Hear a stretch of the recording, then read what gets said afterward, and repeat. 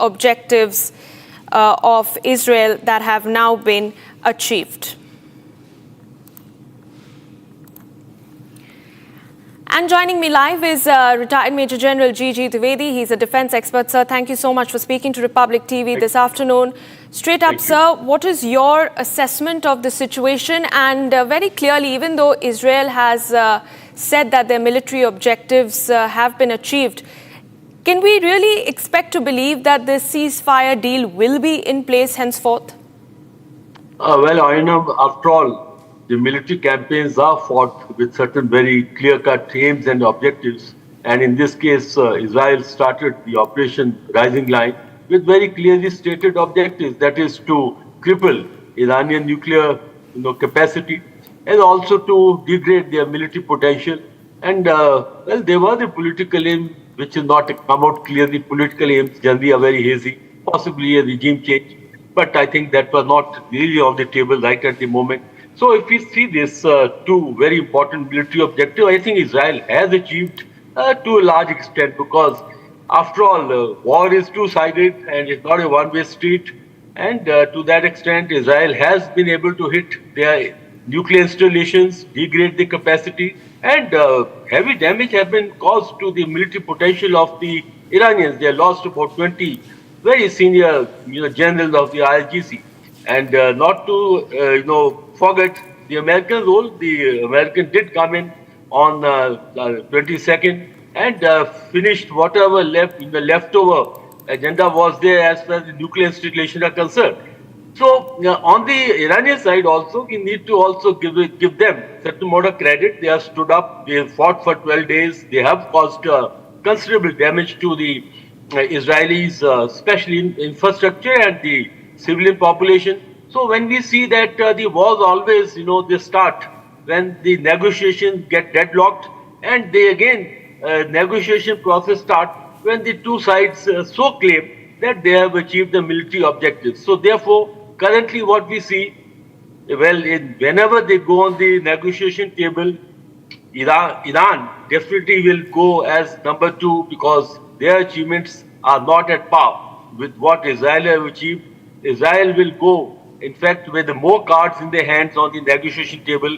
And overall, the role of America, especially of President Trump, is paramount, because he is the one who actually regulated, controlled, and now called for the cessation of hostilities. That is truce and possibly ceasefire. Now you ask the exact question, will this ceasefire hold?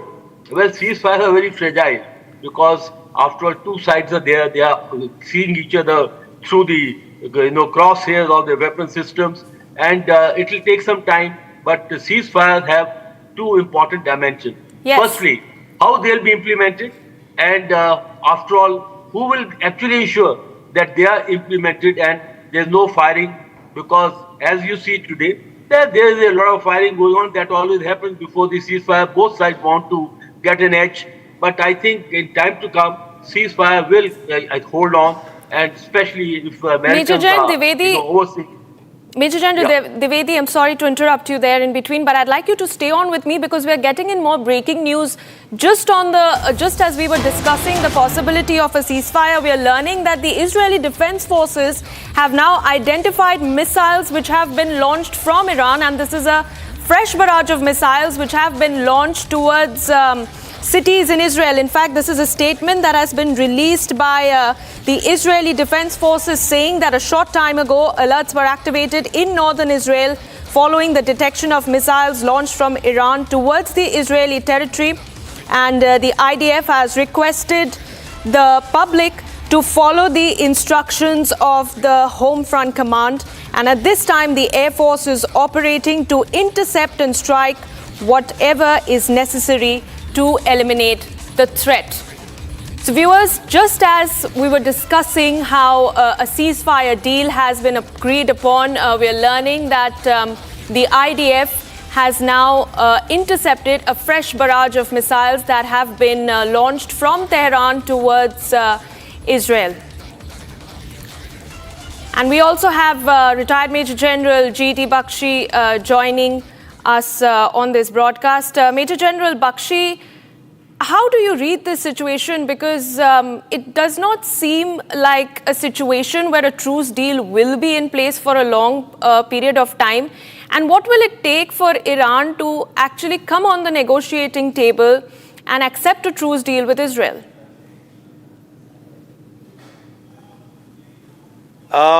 I think strategically, operationally, tactically, it makes a lot of sense for Iran to accept the ceasefire now, go in for a period of at least 5 to 6 months minimum of peace and quiet, so that it can reconsolidate, rebuild its deterrence in terms of air defense, rebuild its capacity in terms of missiles. And if there are reports, media reports to the effect that Iran had been able to take out about 408 kilograms of enriched uranium from Fordow and Natanz and has hidden them elsewhere. They have perhaps survived. All that IAEA says it has no idea of where Iran's enriched uranium is.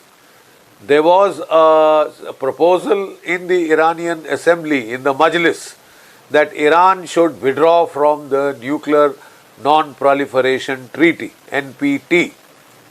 They had said this decision be left to Khomeini and the National Supreme Security Council, Command Council as they call it, right? So all that is in the future.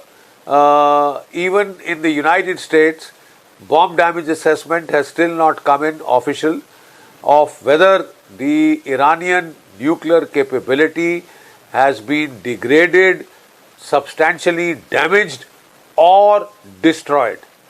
Each of these has separate connotations. If it is not destroyed emphatically, quite obviously, there is a chance that Iran over a period of time, 1 to 3 years, 5 years, can regenerate this capability. And should that happen, then the Middle East is set for a cycle of repeated bouts of violence. As Iran regenerates its nuclear capability, Israel will again attack it and try and defang it, delay it, degrade it or destroy it. Right? This time with the help of the United States, they have been able to, I would reckon, seriously damage the nuclear capability, not destroy it. So a lot depends on how things will go. I think the ceasefire should hold. There may be initial problems, as happened in the Operation Sindoor. A ceasefire was declared and for 2 days, Pakistan was still firing away. And it took time for the Pakistani DGMO to enforce control. So the same thing could happen here. And especially because the top Iranian IRGC leadership has been decimated. Decision making has slipped down to lower levels of the IRGC, junior levels comparatively of the IRGC, who are hotheads. That is a problem. That is a problem area in the ceasefire. But I think logic-wise, strategic logic, tactical logic, whatever logic you use, it is in Iran's interest to accept the ceasefire now and ensure regime survival. If it needlessly provokes America and Israel to jointly hit it, it is going to take very heavy losses and lead to an open-ended conflict in the Middle East, which nobody wants. Yes. Major General Bakshi, I'd like you to stay on with us because we are getting, as we speak about this, we are getting in more breaking news that sirens are now sounding across northern Israel due to missile fire from Iran. I beg your pardon. This is an alert that has been issued and activated across northern Israel as we speak. And we're learning that the Israeli Air Force is scrambling to intercept Iranian missiles which have been fired towards northern Israel by Tehran. And we're also learning, this is a statement that is coming from the Israeli finance minister, who has said that Tehran will shake if the ceasefire conditions are not adhered to and agreed upon.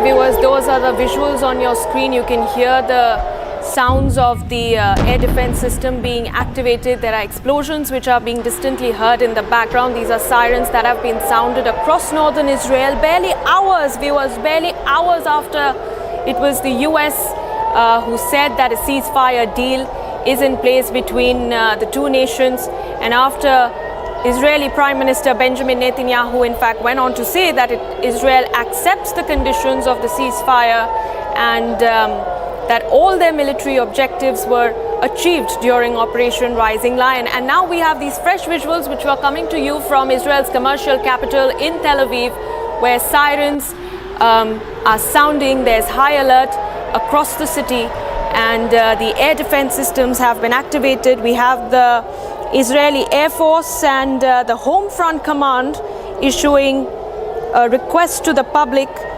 asking them to follow their instructions, to rush to safety.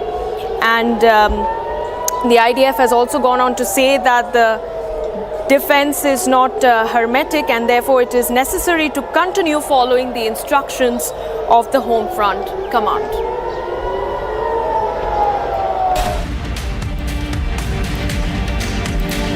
And in more news from the Middle East, Japanese Chief Cabinet Secretary Yoshimasa Hayashi welcomed Trump's claim of a ceasefire between Israel and Iran. He stated that Japan considers the de-escalation of the warlike situation the most important thing.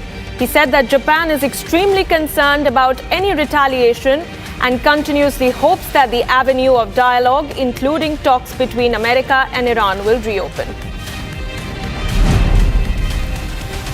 Stripes of smoke were witnessed this morning in Jerusalem skyline after missiles were intercepted. US President Donald Trump made an announcement earlier today stating that Israel and Iran had agreed to a complete and total ceasefire. However, soon after, Iran launched a limited missile attack on a US military base in Qatar in retaliation to the American bombing of its nuclear sites. The status of a possible ceasefire remains unclear as attacks continue. Qatar Foreign Ministry spokesperson stated that the attack on the Udeid Air Base in Qatar was not called for, and he condemned it with the most severe words. He said that this attack represents a blatant violation of the sovereignty of Qatar and contradicts the principles of good neighborliness. He also added that the attack represents a violation of international law and that the state of Qatar confirms that it holds the right to respond in accordance with international laws. Venezuelan President Nicolas Maduro warned that the war between Israel and Iran may escalate. He questioned if the United States feels proud of their history with Vietnam, Iraq, Afghanistan and Libya. He firmly stated, enough of wars, enough of threats of using force, and enough of using military force to destroy the people.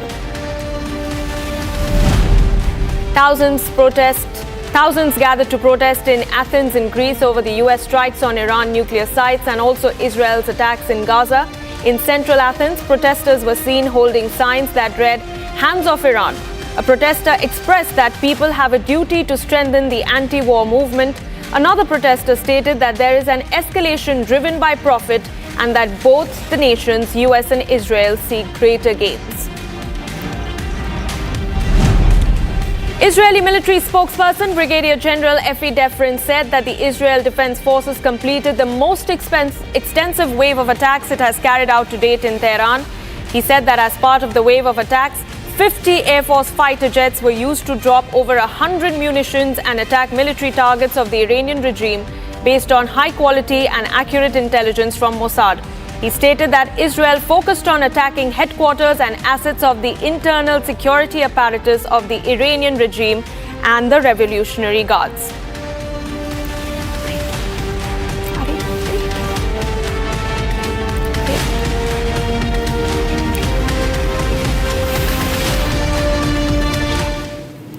All right, shifting focus to more breaking news coming in. This is a statement from the Israeli finance minister, who has said that amid the barrage of Iranian missile attacks after a ceasefire deal was in place, Tehran will be responded to and that Tehran will shake. This is a statement that is coming in from the Israeli finance minister, even as sirens have been sounded across northern Israel. Their air defense systems have been activated, and what we're learning is that Iran has launched a fresh barrage of missiles towards Tel Aviv, thereby essentially violating the ceasefire conditions which Israel agreed upon to just a short while ago. And now it's cabinet minister of the Netanyahu government who has issued a statement, a stern warning to Iran, in fact, saying that in the case of further action, Tehran will shake. And viewers, this is a statement that is coming in even as the IDF has urged all citizens in the city of Tel Aviv, which is Israel's commercial capital, to maintain caution. And even as we learned that a ceasefire deal was agreed upon to, shortly after, sirens were sounded across northern Israel and Iran launched a fresh barrage of missile attacks towards Tel Aviv.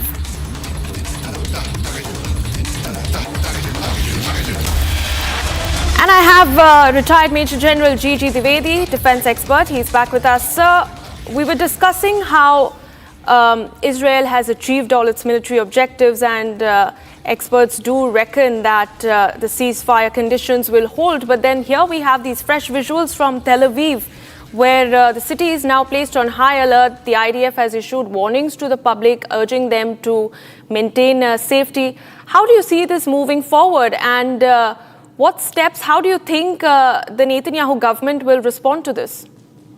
Well, I will not see. Ceasefire was announced, it has been agreed to, but it has yet not come in force on the ground. Now, this period when you announce the ceasefire before it gets implemented is a very, very sensitive window. And both sides will try to take advantage so that when they come on the negotiation table, they have a strong cards in their hands. So you will see that this period is very sensitive, and there will be cross-firing, barrages exchange, what we are seeing exactly. But the point is that in principle, both the sides are agreed. I think wisdom has prevailed because Israel largely has achieved its aim. And as far as Iran is concerned, they held on, but they are taking very heavy punishment. So it's only, I think, prudent that their leadership agrees to ceasefire, take a pause, regroup, and also regather themselves, rebalance. Now, this is how the things go on. But the point I'm trying to make is that between the announcement of ceasefire, agreement in principle, implement, there's a window.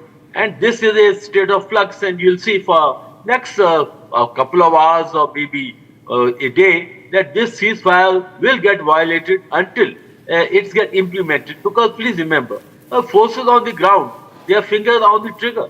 And it takes time for the information to percolate and for the war positions to disengage. All that is there on the cards.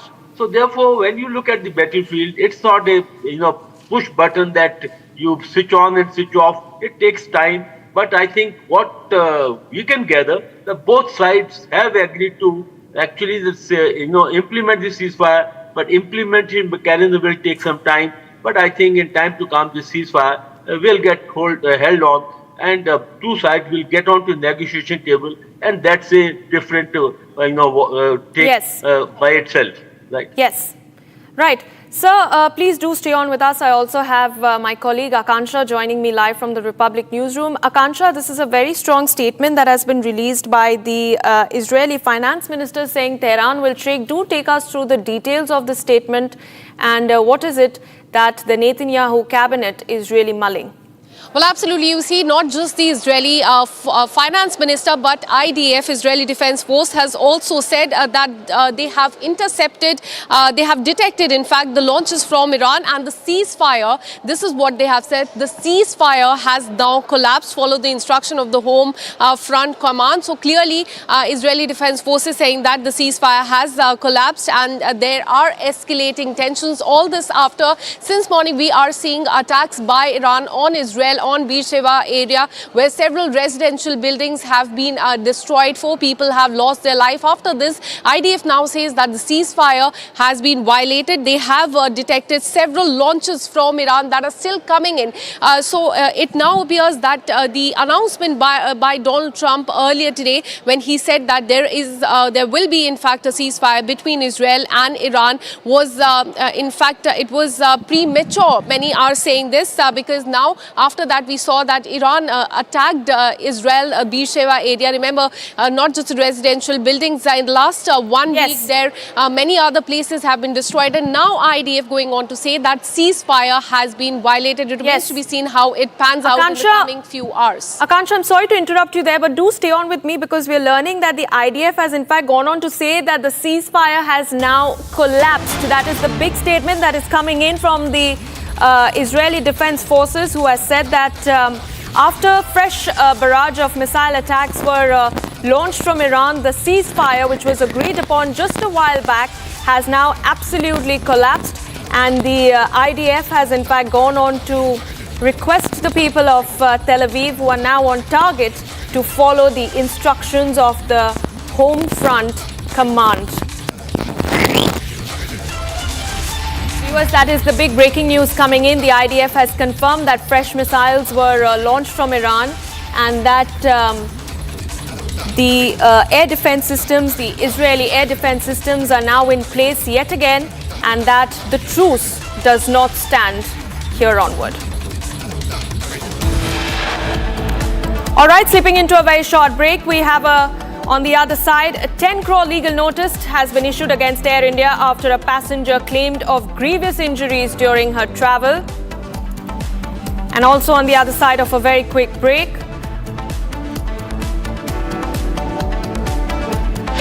after 7 delays, NASA and SpaceX have announced June 25th as the new date for the Axiom 4 mission liftoff. Stay tuned to Republic TV as we track that and a lot more for you.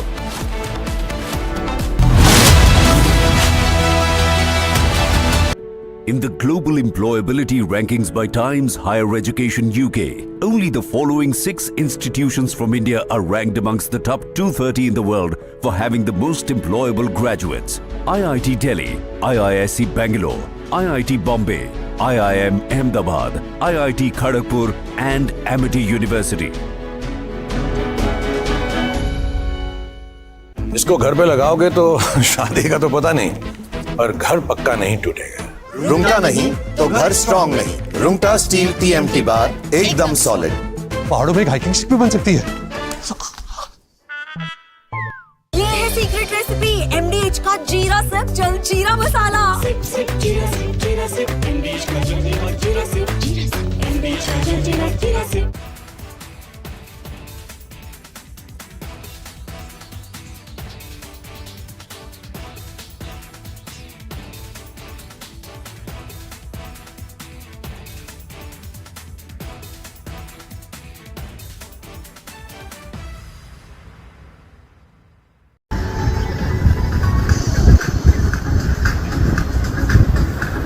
لا إله إلا الله لا إله إلا الله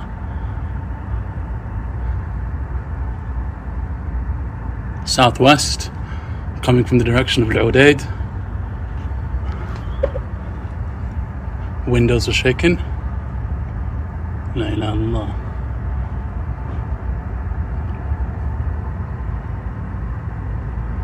لا إله إلا الله. Probably Patriot.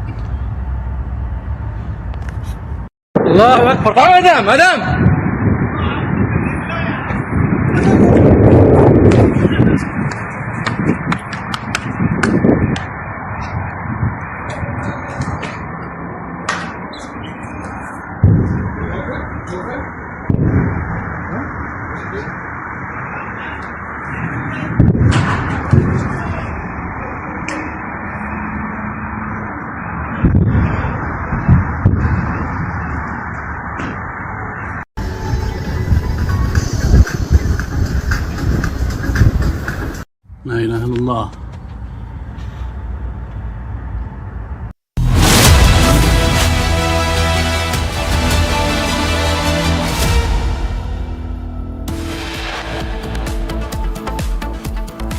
Hours after ceasefire violation in the Middle East, Netanyahu announces that Israel has accepted a truce deal in its conflict with Iran.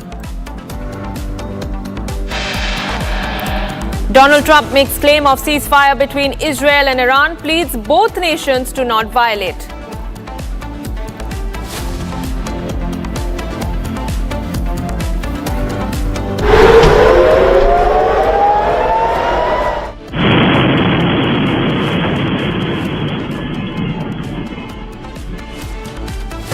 Siren sound in North Israel as Iran continues launching missiles in violation of the ceasefire. Explosions heard at Taji military base in Iraq's Baghdad. No casualties reported.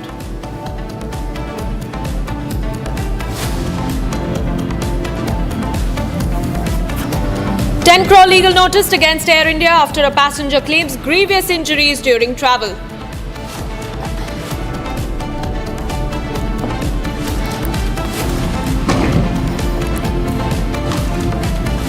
After 7 delays, NASA and SpaceX announced June 25th as the new date for the Axiom 4 mission.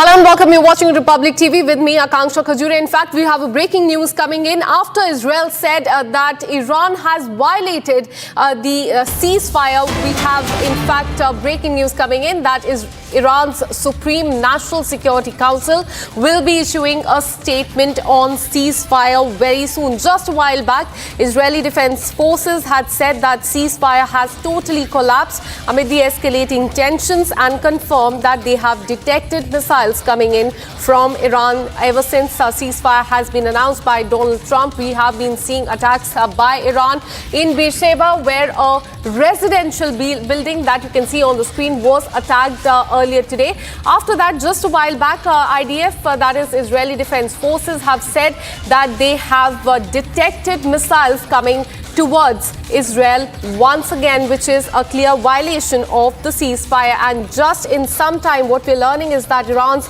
Supreme National Security Council will be issuing a statement on the ceasefire. So confusion remains as to whether there's a ceasefire or not.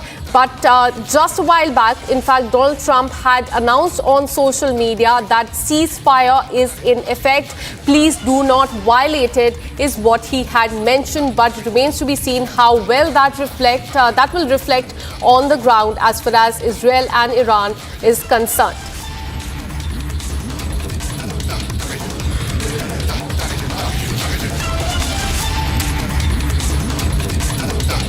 Well, we are just waiting that statement from Iran's Supreme National Security Council on the ceasefire. Donald Trump, remember earlier today, after Iran attacked the US Air Base in Qatar, Donald Trump had announced a ceasefire. After that, still few minutes later, we saw Iran's attack on Beersheba area of Israel. The pictures of that you can see on the screen. Buildings there, residential area, completely damaged in that big attack. 4 people have lost their lives just a while back. In fact, Prime Minister of Israel had announced that they have accepted the ceasefire and the objective of Operation Rising Lion has been achieved. But now the news that we are getting for you is that now IDF, that is Israel Defense Forces, have said that they have detected more missiles coming in from Iran, and this is in complete violation of the ceasefire.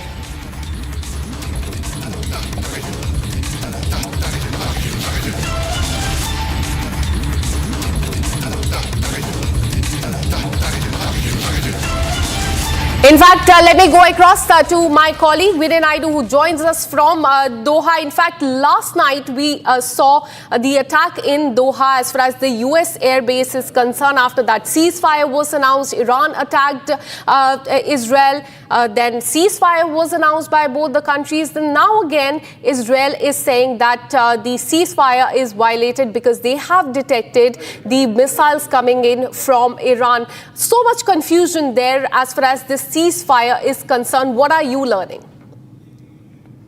Oh, flurry of activity all around, and especially over Doha and Qatar yesterday evening, as we all know. But now the ceasefire is in effect. Though Iran has attacked in southern Israel, but it has come close to the deadline time, which was about 4 a.m. GMT. So, as USA President Donald Trump has already tweeted that he has requested both the parties to respect the ceasefire and respect the deadline.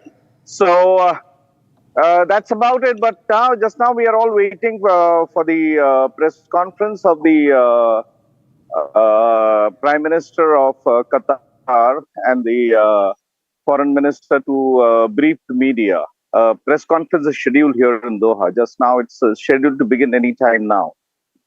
Absolutely. So all eyes will be on that press conference as well. Let me get another breaking news that we are getting in. Stay on with us. The IDF spokesperson has updated that launches from Iran were detected. The ceasefire, as we told you, has collapsed. Follow the instruction of the Home Front Command is the instruction that has come from IDF. So Israel it appears, is anticipating another attack that could come in from Iran, as they say that they have detected more launches, more missiles coming in towards their territory.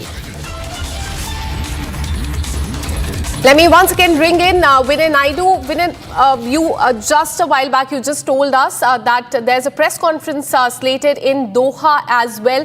Tell us what the situation on the ground is, because as far as Israel and Iran are concerned, there's a lot of confusion there, whether there is ceasefire, whether there isn't. But tell us what is happening there in Doha. See, Qatar has mediated on behalf of both the parties after the missiles were launched in retaliation to the attacks on Iran. So Iran said it wanted to attack the air base of the US military here in Qatar, the Udeid Air Base. So they fired 19 missiles exactly. So out of the 19 missiles, 18 were intercepted. One came down, but there were no casualties or injuries. And the number 19 corresponds, according to them, the number of bombs hit on the 3 nuclear sites in Iran. So that was about it. And then came the closure that this is the end of the war. And Trump later tweeted saying that there has been a ceasefire deal between Israel and Iran. But as we see things unfolding, there are reports that Israel has accepted the ceasefire. Iran has said that if they don't fire, then we will not fire. So as of now, the situation remains still grim, because we don't know. There's a 12-hour window now, starting from 4 a.m. GMT today morning, for Israel not to attack Iran. Okay, so this may be the closure that Iran wants to, hit back, saying that, okay, you had attacked, so we are getting back to you now, and that this is the end of it. Starting now, then there will be another 8 to 9 hours from now. If Israel does not attack Iran, then it would mean that Israel is following the ceasefire directions. So that's the situation for now. Absolutely. In fact, Vinay, stay on with us. We have breaking news coming in from Qatar. It has sent a letter to UN Secretary General on Iran's attack on Udeid Air Base yesterday night. In the letter addressed, Qatar has informed the members of the Security Council and the Secretary General of an extremely dangerous escalation that represents a blatant violation of the territorial integrity of the state of Qatar, posing a direct threat to the regional peace and security. So this is a letter that has been sent by Qatar to UN Secretary General after Iran's attack on one of the USA air bases there last night. Vinay, as far as this letter is concerned, do tell us more about this, because yesterday Qatar also said that they were one of the first few countries to speak about the escalation as far as Israel is concerned. They are the ally of Iran, but despite that, we saw that Iran attacked the airbase there. They are saying that this is a great threat to the regional peace and security. Tell us about this letter.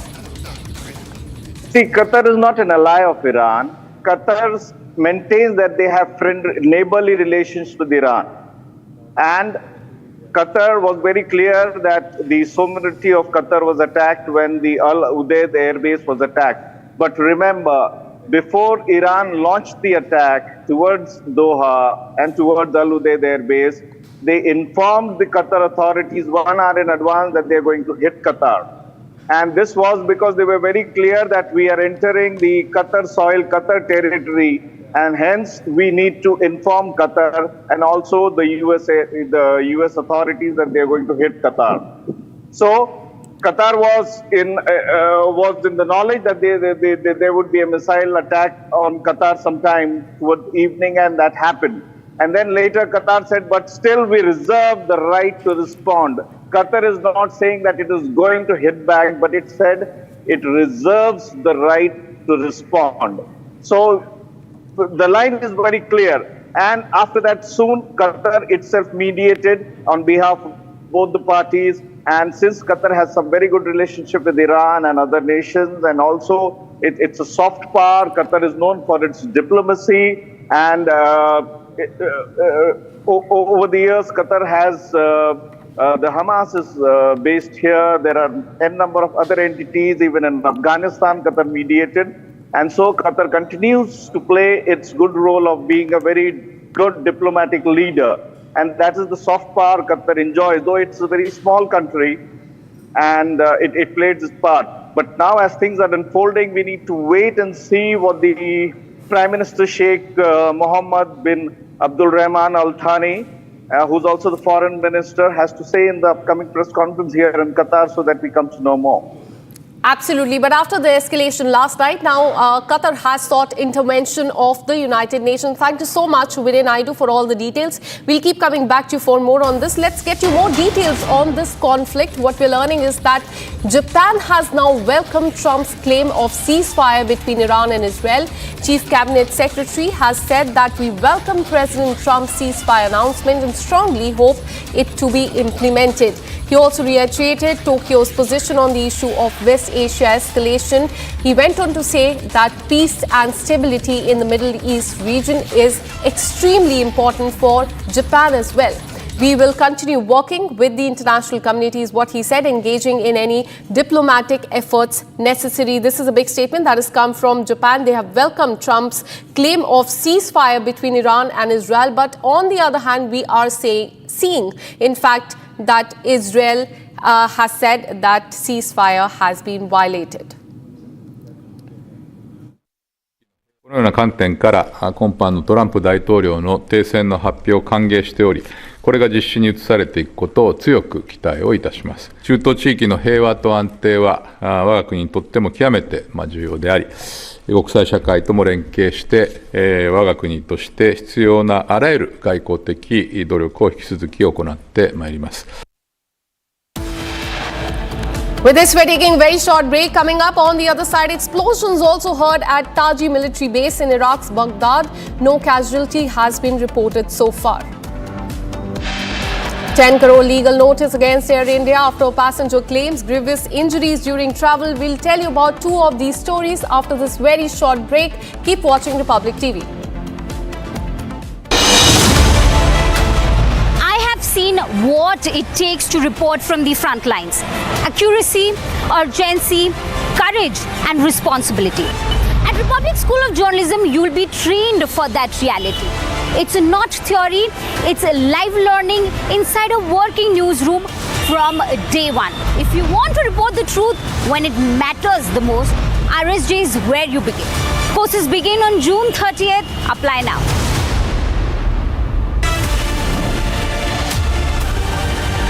विमल में गुलिस्तां के ये कुछ लजीज फरिश्ते जब साथ गुलें तो जी लग जाए और दिल कहे कि स्वाद की जुबान में खुद को ऐसे डुबाऊं कि निकल ना पाऊं। विमल की जुबान कुछ है ही ऐसी, मानते हैं? विमल बोलो जुबान कैसी।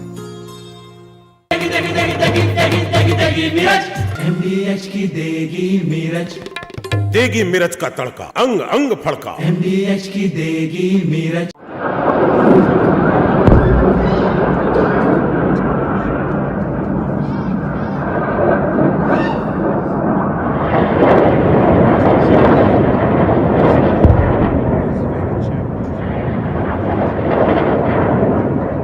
Excellencies, 2 days ago, in this very chamber, I made a direct appeal: give peace a chance. That call was not heeded. Instead, the bombing of Iranian nuclear facilities by the United States marks a perilous turn in a region that is already reeling. From the outset of the crisis, I have repeatedly condemned any military escalation in the Middle East. The people of the region cannot endure another cycle of destruction. And yet, we now risk descending into a rat hole of retaliation after retaliation. To avoid it, diplomacy must prevail. Civilians must be protected. Safe maritime navigation must be guaranteed. The Non-Proliferation Treaty is a cornerstone of international peace and security. Iran must fully respect it.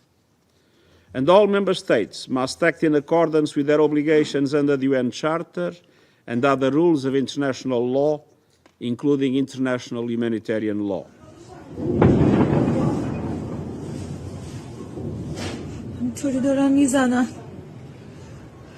For 40 years, the Iranian government has called for death to America and death to Israel, and posed a constant menace to the peace and security of its neighbors, the United States, and the entire world. U.S. military strikes targeted nuclear facilities in Fordo, Natanz, and Isfahan, with the aim of dismantling Iran's nuclear enrichment capacity and stopping the nuclear threat posed by the world's foremost.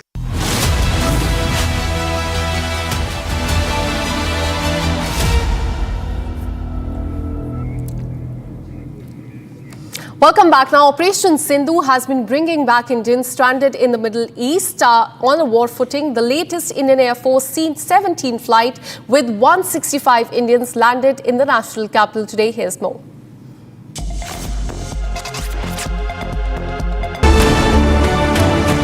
Operation Sindhu has come as a major relief for all the Indians stranded in the conflict zone.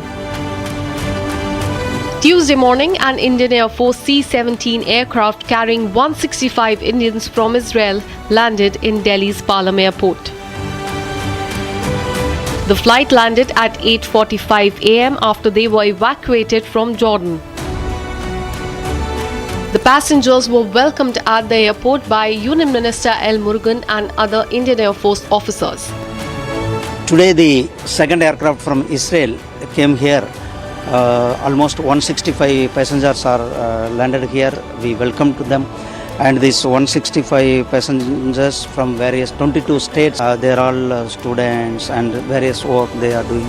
Our government's priority, our Prime Minister Shri Narendra Modi's priority is to that wherever the war situation is there, our Indians and our Indian diaspora peoples are struck to evacuate. Our priority, our Prime Minister's priority to evacuate them to safely to our nation.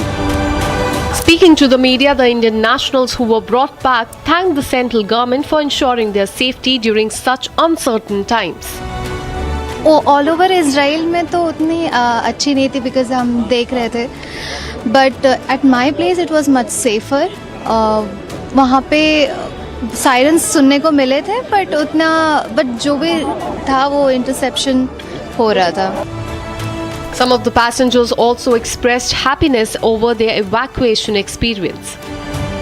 The conflict between Israel and Iran began on June 13th when the former launched a massive airstrike on Iranian military and the nuclear sites, codenamed as Operation Rising Lion.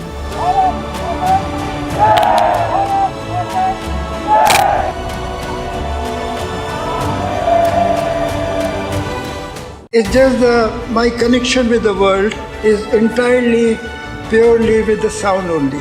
Because through sound, I can't manipulate. I only communicate through sound, through music.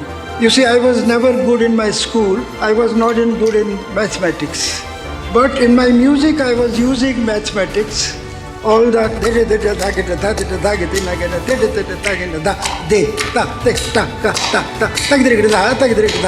this is all mathematics. So I could do that. So we create castles in the air. You see, you can't see music, you can't see rhythm, like you can't see God. So it's a precious gift of God.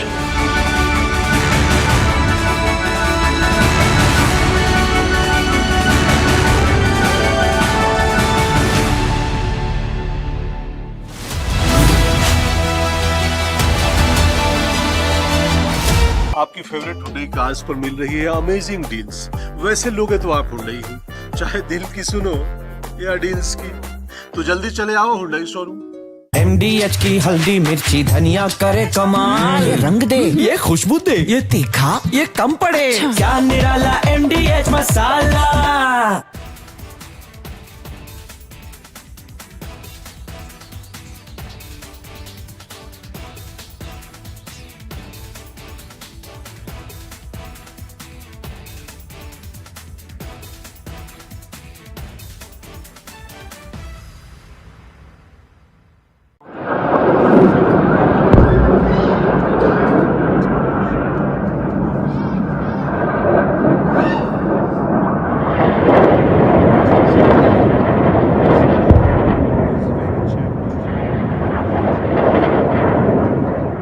Excellencies, 2 days ago, in this very chamber, I made a direct appeal, give peace a chance.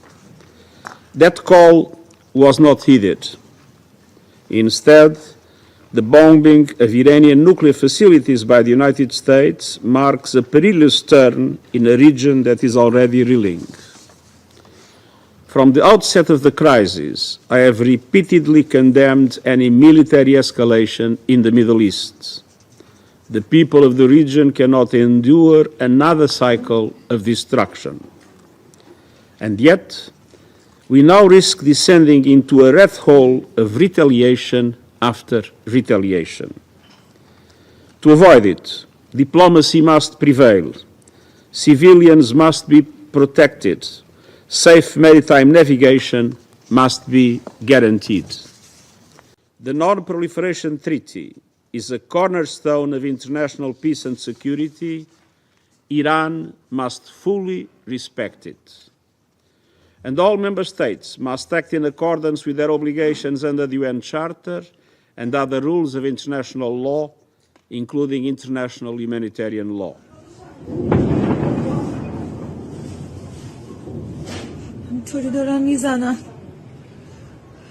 For 40 years, the Iranian government has called for death to America and death to Israel, and posed a constant menace to the peace and security of its neighbors, the United States, and the entire world.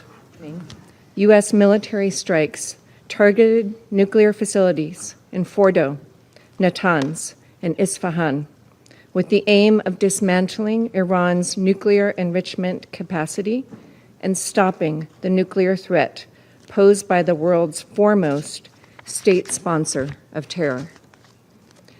This operation sought to eliminate a long-standing but rapidly escalating source of global insecurity and to aid our ally Israel in our inherent right of collective self-defense, consistent with the UN Charter.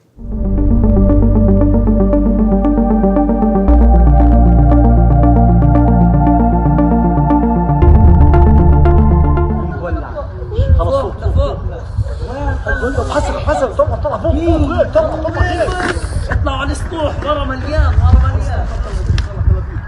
安理会对维护国际和平与安全负有首要责任，面对重大危机不能无所作为。俄罗斯。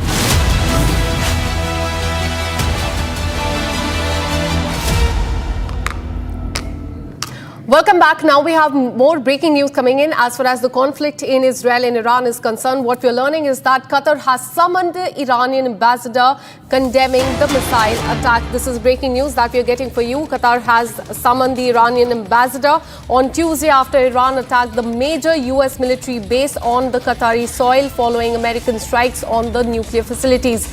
The foreign ministry has expressed the strong condemnation of the attack and repeated that it retains the right to respond to the violations. So this is a statement as far as Qatar is concerned. They have summoned the Iranian ambassador. With this, we're taking a very short break. We'll be right after with more details as far as the conflict is concerned. Keep watching Republic TV. I have seen what it takes to report from the front lines. Accuracy, courage, urgency and responsibility. At Republic School of Journalism, you will be trained for that reality. It's not theory, it's live learning from a working newsroom from day one. If you want to report the truth when it matters the most, Republic School of Journalism is where you begin. Courses begin on 30th June. Apply now. विमल में गुलिस्तां की ये कुछ लजीज फरिश्ते जब साथ घुले तो जी ललचाए और दिल कहे कि स्वाद की इस जुबां में खुद को ऐसा डुबाऊं कि निकल ना पाऊं। विमल की जुबान कुछ है ही ऐसी, मानते हैं ना? विमल, बोलो जुबां Kesari.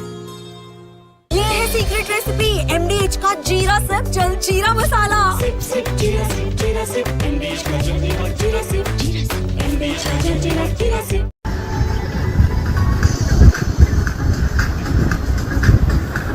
لا إله إلا الله لا إله إلا الله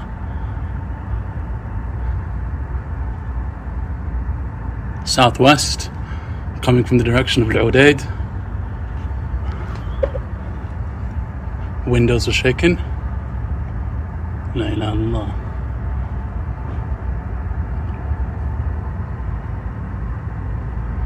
La ilaha illallah. Probably Patriot.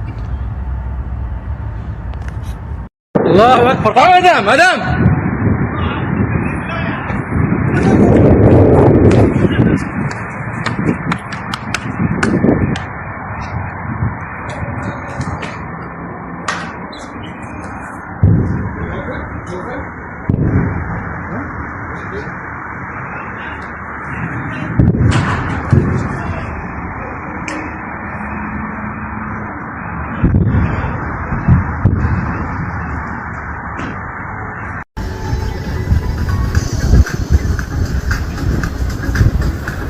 لا إله إلا الله لا إله إلا الله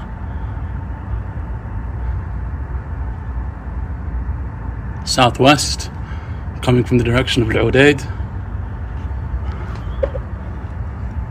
Windows are shaking.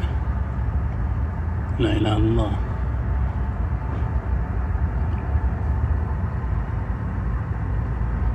La ilaha illallah. Probably Patriot.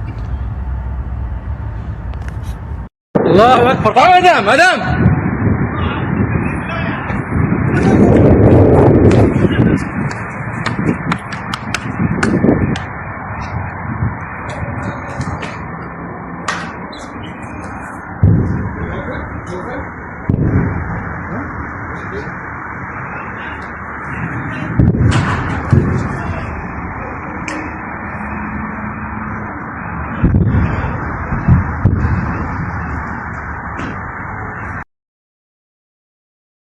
विमल में गुलिस्तां के ये कुछ लजीज फरिश्ते जब साथ घुलें तो जी ललचाए और दिल कहे कि स्वाद की जुबां में खुद को ऐसे डुबाऊं कि निकल ना पाऊं। विमल की जुबां कुछ है ही ऐसी, मानते हैं?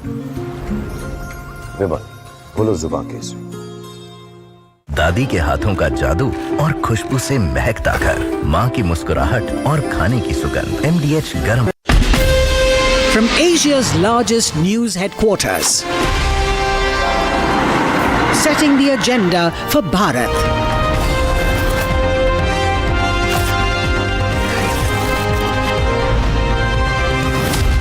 You're watching Republic.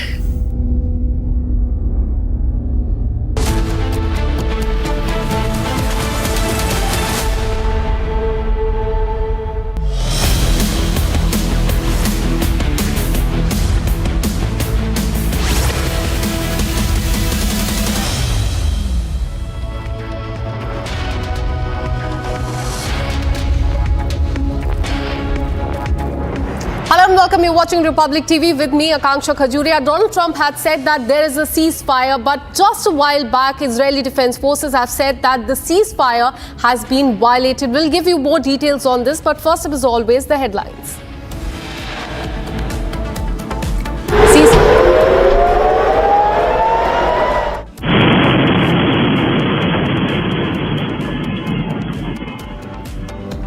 Ceasefire deal in the Middle East collapses. Sirens sounded across northern Israel. Iran launches fresh missile attacks.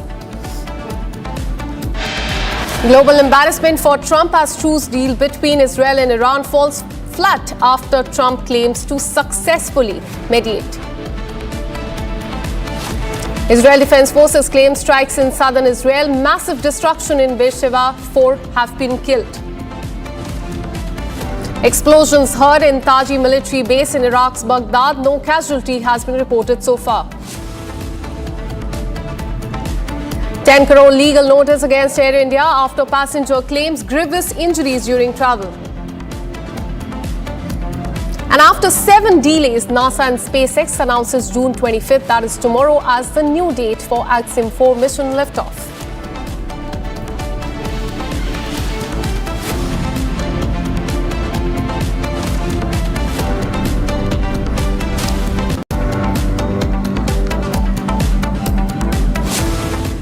Let's give you details as far as the conflict in Israel and Iran are in fact concerned. Remember, yesterday there were attacks on the US military bases in Qatar.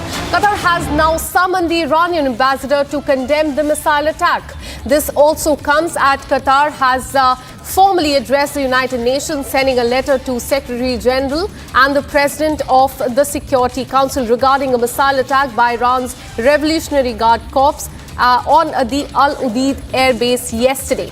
In the letter, Qatar has condemned the attack as a dangerous escalation and a violation of the territorial integrity, posing a direct threat to regional peace and security. The missiles were intercepted successfully by the air defenses there, but now it is requested the matter to be circulated among the Security Council members and issued a official, in fact, document on the same. So this is as far as Qatar is concerned. Yesterday, remember, there were attacks on the US military bases there, and after that, they had very clearly mentioned that they have all the right to respond back. They're not taking this very lightly. They have issued summon to the Iranian ambassador and has also written to the United Nations for an action as far as these attacks are concerned.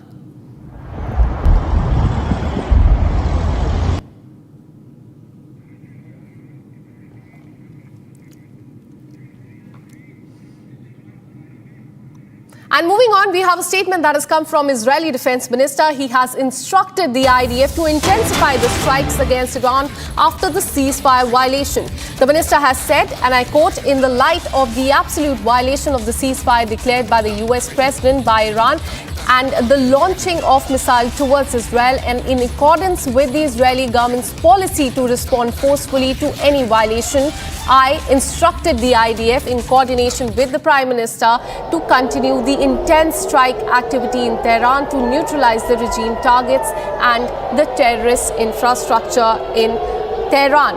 This is the statement that has come from Israeli Defense Minister. All this after Iran, remember, earlier today attacked the Beersheba area of Israel, where a building, in fact, several buildings there were damaged. 4 people have lost their life. Now, Israel is saying that they will respond back and they will respond powerfully. And he has said that I have instructed the Israeli Defense Forces in coordination with the Prime Minister to continue the intense strike activity in Iran to neutralize the regime targets and the infrastructure there as well.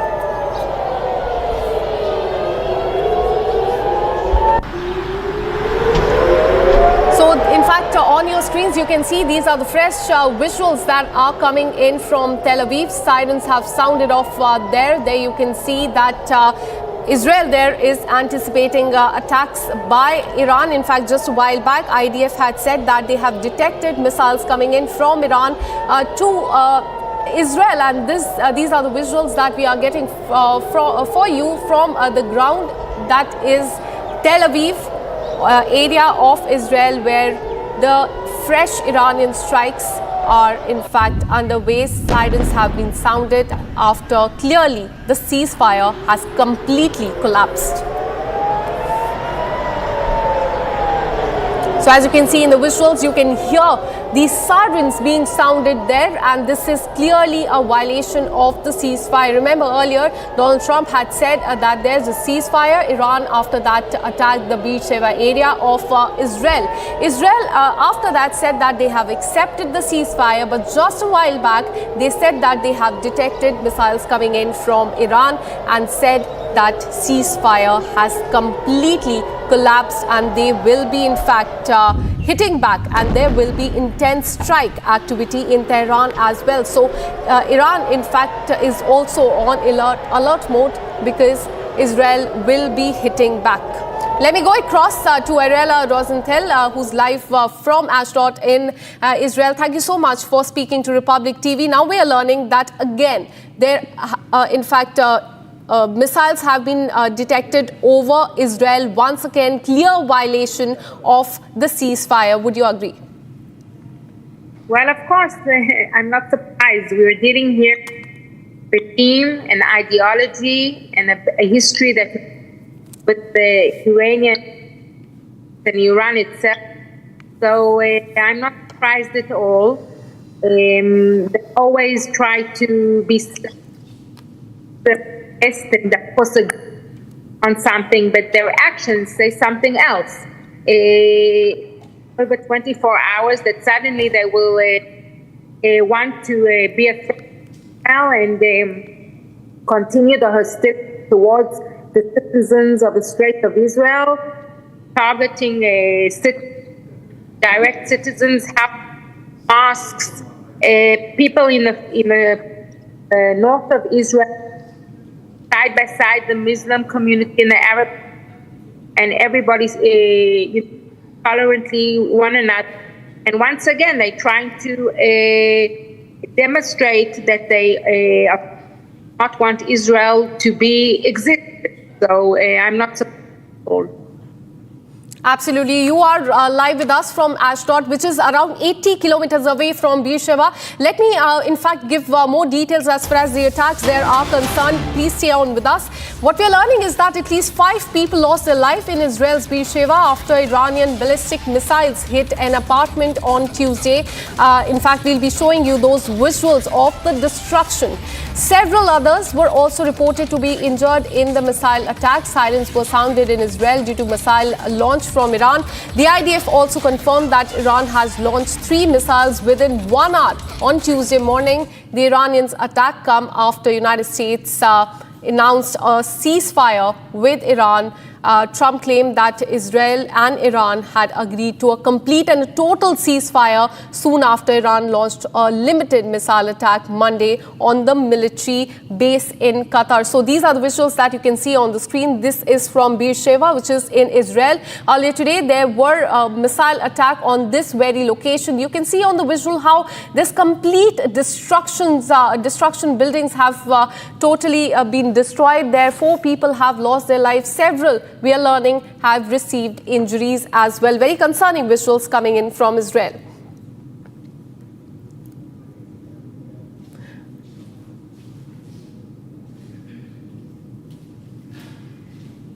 So these are the visuals of the rescue operation there in Beersheba, where the residential buildings have taken a hit. You can see that the rescue operation is currently also underway. Several people have been brought out. 4 people have lost their lives. Several others have received injuries. And this is quite concerning because this comes after Donald Trump announced the ceasefire between the 2 nations. Iran, after that, launched this big attack on this area of Israel.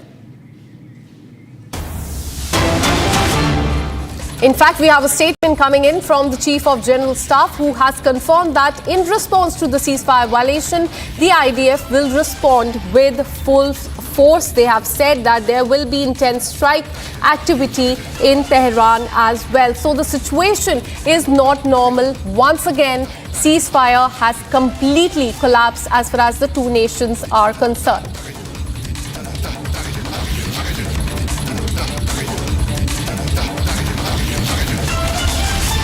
Let me once again bring in Ariella. As I was saying that the location I was talking about, Beersheba, is hardly 80 kilometers from where you are. We are seeing massive destruction there. 4 people have lost their life and ceasefire has completely collapsed. What do you think went wrong? Because Donald Trump earlier today, he said that there is a ceasefire. Just a while back, again, he said that please follow the ceasefire. He instructed both the nations. Then what do you think went wrong between the two nations? And why is this happening once again?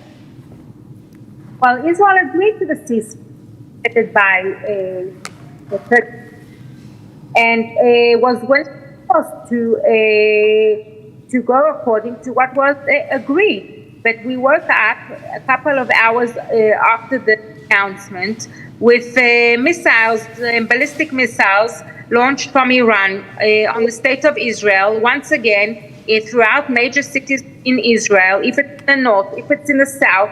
And this is our reality. I don't think that any country in the world would accept ballistic missiles being targeted on civilians in their country. Of course, not in India, not in the US.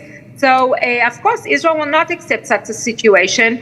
And we will stand fit and strong in the home front command. So my government will, of course, deal with the head of the snake once and for all. And I think for everybody, once this regime will be eliminated there will be a more Middle East that will be stable. And of course, the whole world will have a better future.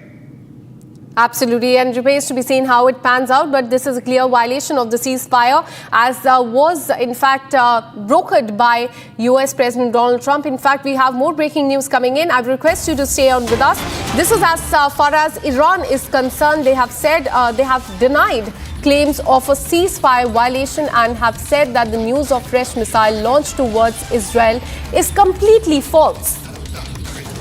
This is a statement that has come from Iran. They have said that the fresh missile attacks and the news of it is completely false, Ariala. But on the other hand, we are seeing that sirens are sounding in Tel Aviv. There has been destruction in Beersheba. On the other hand, now Iran is coming out and denying this. They're denying the sirens that are going on. They are denying the damage to the building, loss of 4 lives. They're saying that all of this is false.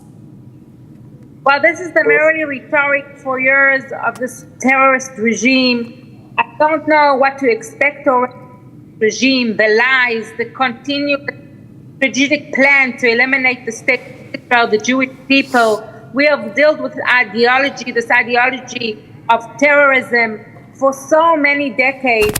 And of course, if it's not directly from Iran, then it's directly by the Hamas, by the Houthis, by the Hezbollah. Look what's going on in Gaza, 20 kilometers from my city. So I'm asking the world, open your eyes. Until when? Terror is terror. And it's about time that the Western world and the world will understand that Iran will not continue as before. And it's about time also that I turn to the Iranian people. This is the future that you want for your people. Please open your eyes. They've been brainwashed for so many years by this regime. So I'm not, I don't cry anymore. It's just, I pity the situation. The state of Israel is in the Middle East, and but Israel will stand and first, and we will finish the regime, I think, for the consistence of the state of Israel. Absolutely. And one more question before I let you go, and this is the breaking news that we are getting for you. Iran has also said that Israel has to accept the defeat and stop the aggression. This is what Iran has said, that Israel will now have to unilaterally accept the defeat and stop the aggression as far as this conflict is concerned. So, Ariala, how do you see this statement that has come in? Do you think Israel, your country, will be accepting the defeat? Because just a while back, it was said that all the target under Operation Rising Lion have been achieved. And this is a big success for Israel as well, because they have destroyed the nuclear facilities. And that was the main focus of both Israel and the United States. But now Iran saying that Israel will have to accept the defeat and stop the aggression. How do you see the statement coming in from Iran? Israel has, of course, accepted to the ceasefire because Israel immediate existential threat of the nuclear and ballistic missiles. Yesterday, also, they took army symbols of the regime. But I'm asking once again, what will happen with Iran when it continues to launch on the state of Israel, on citizens, and deliberately kill the people of Israel and the Jewish people? If somebody thinks that Israel will sit aside and let them try to continue devastating the country and my state, then they are wrong. My country will not allow this situation to continue. So I am sure that in the near future, there will be a change in what was maybe not the objective of the operation.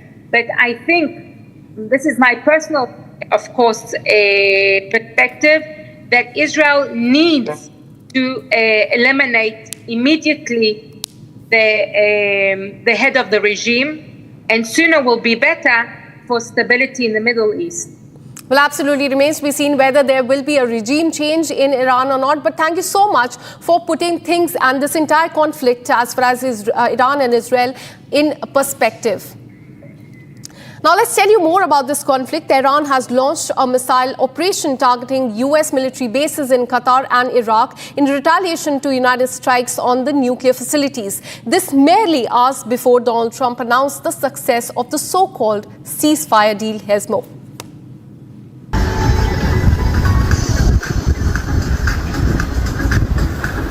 La ilaha illallah. La ilaha illallah.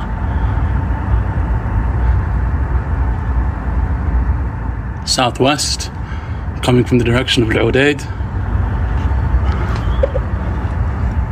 Windows are shaking. La ilaha illallah.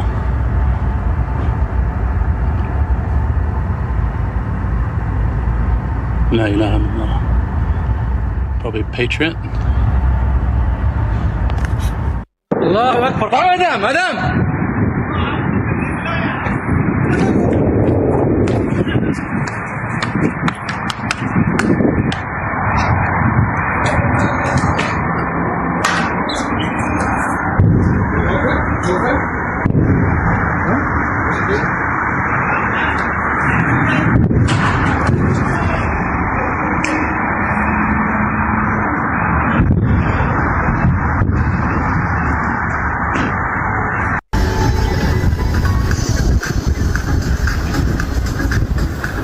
La ilaha illallah. La ilaha illallah.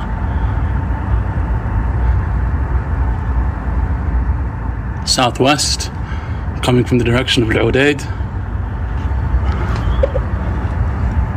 Windows are shaking. La ilaha illallah.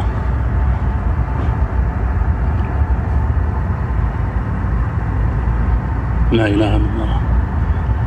Probably Patriot. Allahu Akbar. Madam.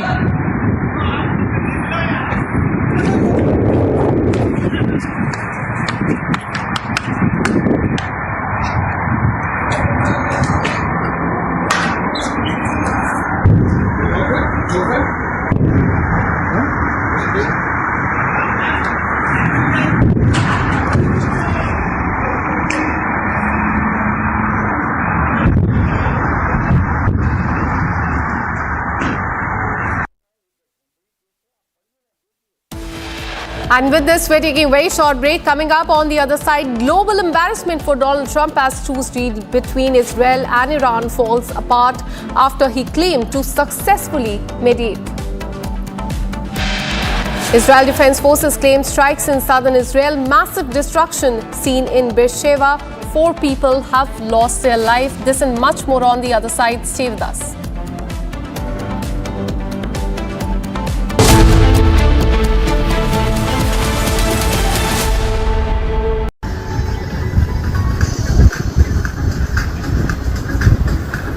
La ilaha illallah. لا إله إلا الله.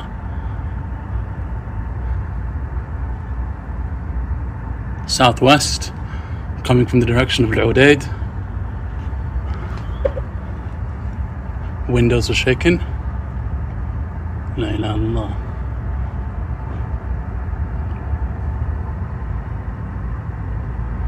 La ilaha illallah. Probably Patriot. Allahu Akbar. Madam.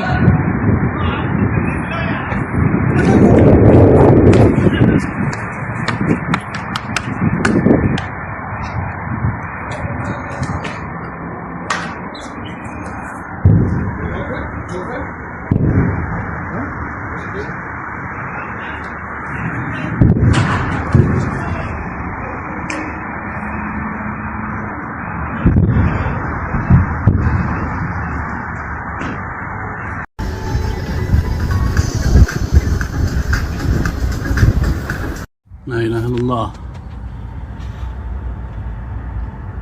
لا إله إلا الله.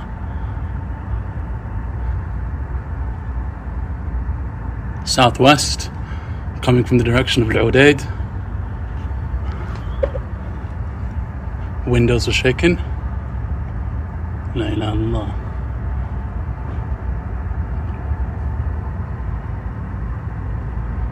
La ilaha illallah. Probably Patriot. Allahu Akbar. Madam.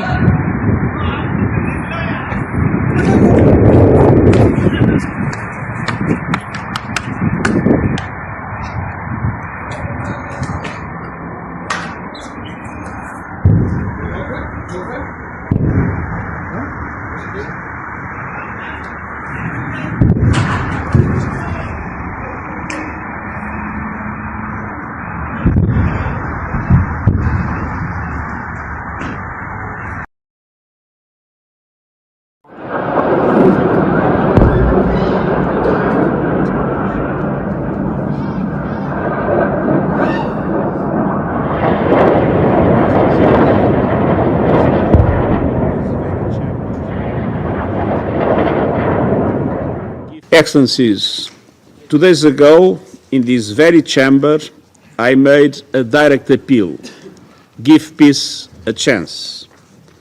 That call was not heeded. Instead, the bombing of Iranian nuclear facilities by the United States marks a perilous turn in a region that is already reeling. From the outset of the crisis, I have repeatedly condemned any military escalation in the Middle East. The people of the region cannot endure another cycle of destruction. And yet, we now risk descending into a rat hole of retaliation after retaliation. To avoid it, diplomacy must prevail. Civilians must be protected. Safe maritime navigation must be guaranteed. The Non-Proliferation Treaty is a cornerstone of international peace and security. Iran must fully respect it. And all member states must act in accordance with their obligations under the UN Charter and other rules of international law, including international humanitarian law.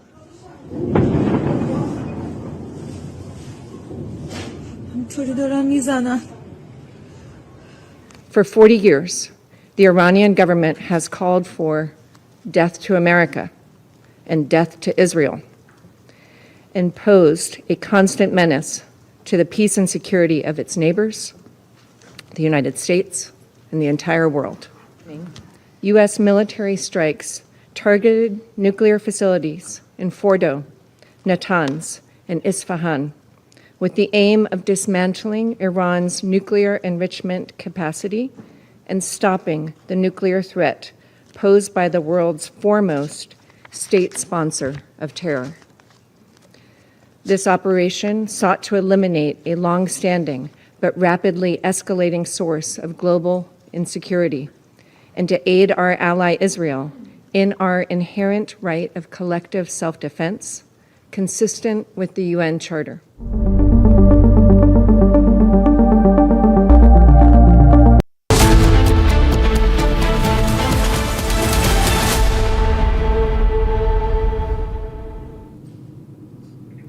In a major police encounter at Delhi, Haryana border, in fact, what we're learning is that the most wanted gangster, Romil Vora, has been shot dead earlier today.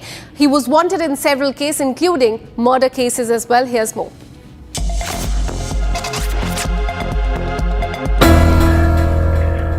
An encounter was successfully carried out by the Haryana police and the Delhi Special Cell, leading to the killing of a most wanted gangster. Acting on a tip-off, the joint police team cordoned off an area near the Delhi-Haryana border. As they closed in, accused Vora reportedly opened fire, and the police fired back. He was critically injured in the exchange and later died at the hospital.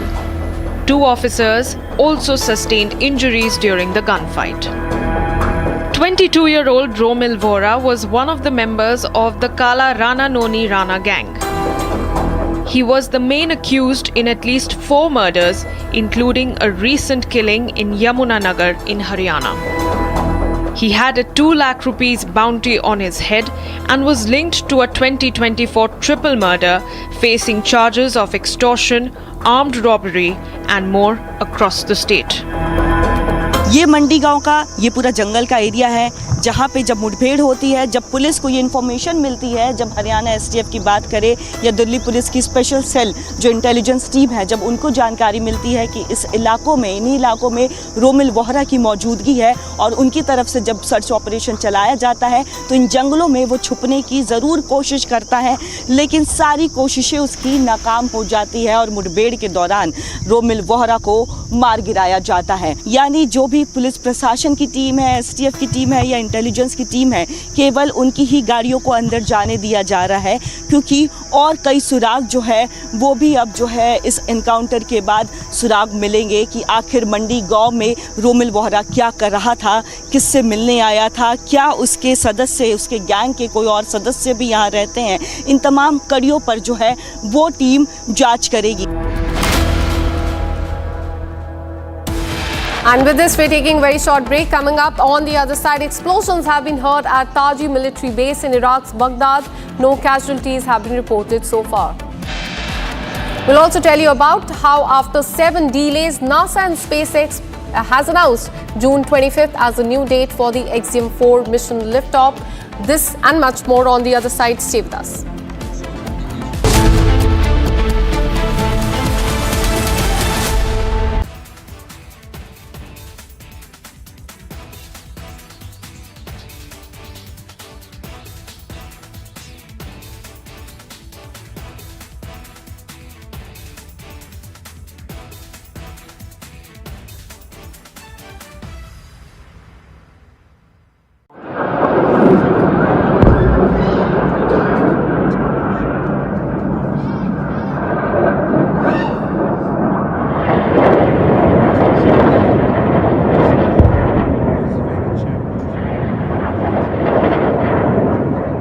Excellencies, 2 days ago, in this very chamber, I made a direct appeal, give peace a chance.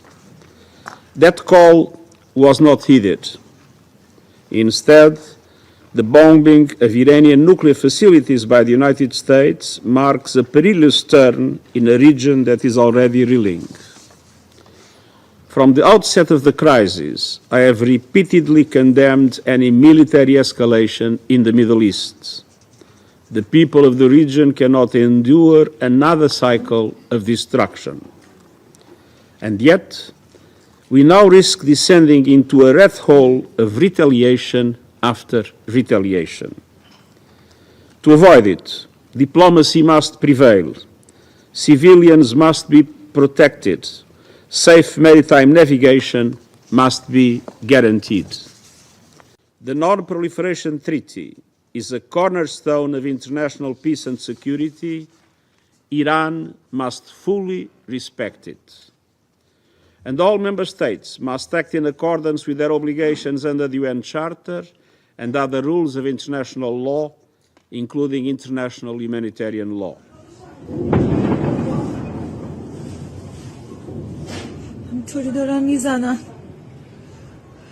For 40 years, The Iranian government has called for death to America and death to Israel, and posed a constant menace to the peace and security of its neighbors, the United States, and the entire world.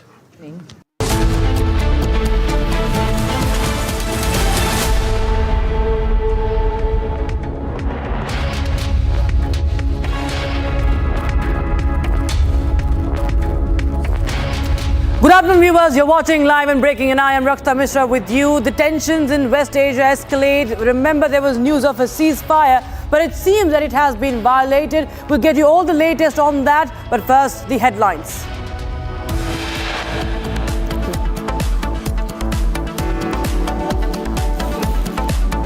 Ceasefire deal in West Asia collapses. Sirens sounded across northern Israel. Iran launches fresh missile attack.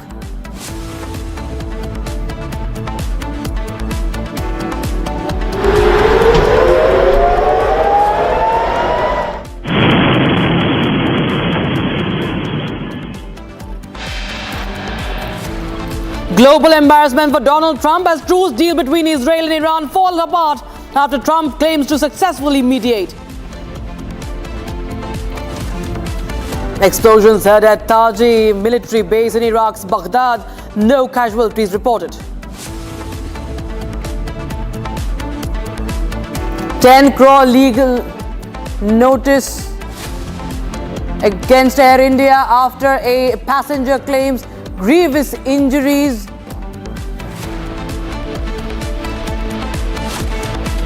And a drone star explosion heard at Taji military base in Iraq's Baghdad.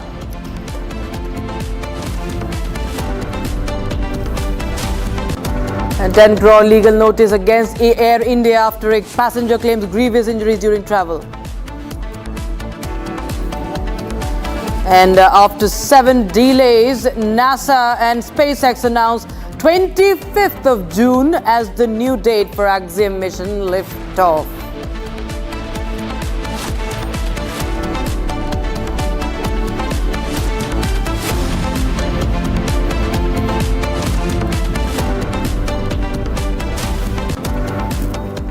And we have breaking news coming in right now, viewers. Iran has now released images that shows the wreckage of multiple downed F-35 jets, likely the Israeli Adir variants, claiming to have destroyed them during its retaliatory missile strike against Israel military facilities. So this is the F-35 fighter jet. They are, of course, American jet, but in the Israeli version. And Iran has said that this is the evidence of the destroyed F-35 fighters. And on your screens is the image, the video that has been released by the Iranians. And Iran shows that how it has downed the F-35 jet. And remember, this is what they say that has been a result of their retaliatory missile strikes against Israeli military facilities. So Iran has been claiming for a long time that it shot down Israeli F-35 stealth fighters. But, remember, the F-35 is a stealth jet. It is known to have high efficiency. It's something that is said to be undetectable. But Iran has now offered evidence in the form of this video. And there were many questions for the longest time that did Iran really down the F-35, because it's called the world's top warplane. F-35 is the top warplane. It's the top fighter jet, known to be at least. And Iran says it has shot down the Israel's prized F-35I Adirs. This is the stealth jet that is the West deems it untouchable.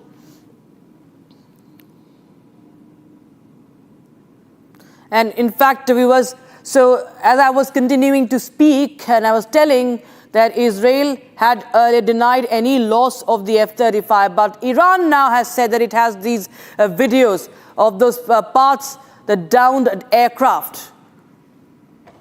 And with that, viewers, we move on to some more breaking news coming in right now. Iran has now denied claims of a ceasefire violation and has said that the news of fresh missile launched towards Israel is false.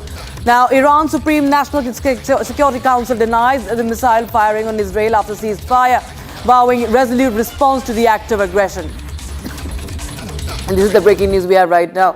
Israeli Defense Minister Israel Katz orders intense strike on Tehran, remember. But as United States, we saw how Trump had again announced a ceasefire, thumping his chest about the ceasefire.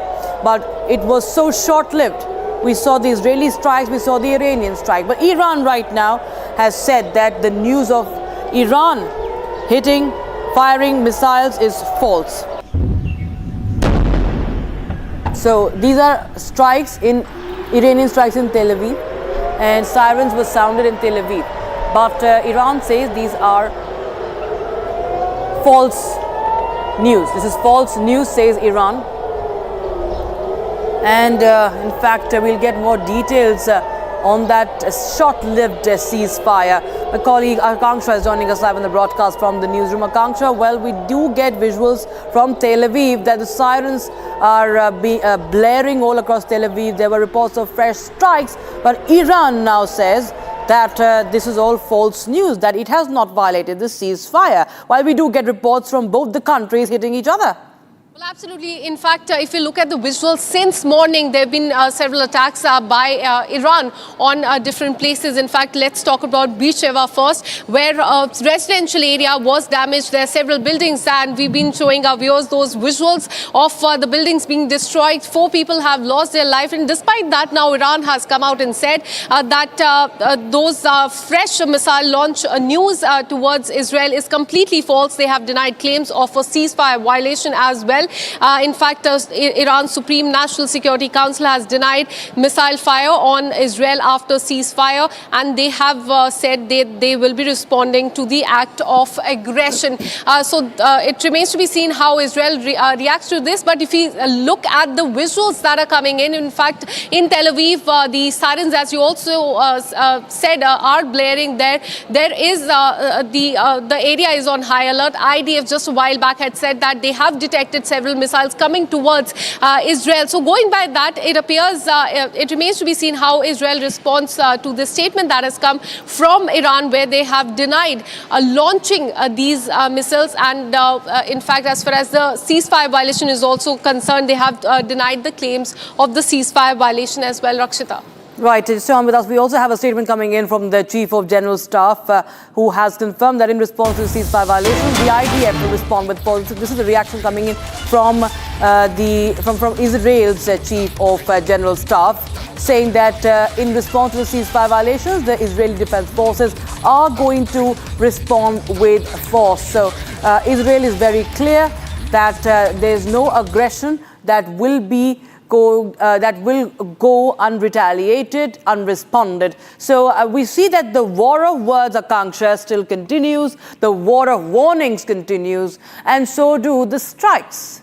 Well, absolutely. But as far as the ceasefire is concerned, there's still no clarity. IDF on one hand says that ceasefire has been completely violated. Iran says that they have not launched any missile. That the news that of the missile attack on Israel is completely false. So the ground situation is very confusing right on. On the other hand, Donald Trump has in fact told both the countries to follow the ceasefire. In fact, just a while back, he had put out on social media that the ceasefire is in effect, but on ground we cannot see that. In Israel's Beersheba, the building has been completely damaged. There are in fact sirens blaring off in Tel Aviv as well. Israel on the other hand said that they will be in fact retorting to this escalation as far as Iran's missile attacks are concerned. So there's a lot of confusion on the ground as far as this current situation is concerned. It remains to be seen how it pans out in the coming hour, Rakshita.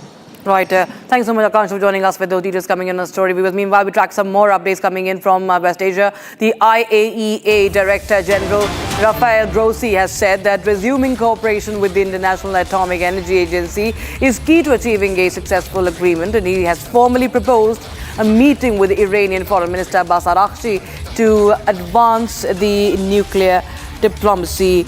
This is the breaking news we have right now. And right now we will talk about what has this is the IAEA, and is now calling for another meeting We have the challenges, of course, before IAEA, as there have been attacks after attacks on Iranian nuclear sites. And Iran, remember, had been threatening to consider suspending of cooperation with the nuclear watchdog, that is the IAEA.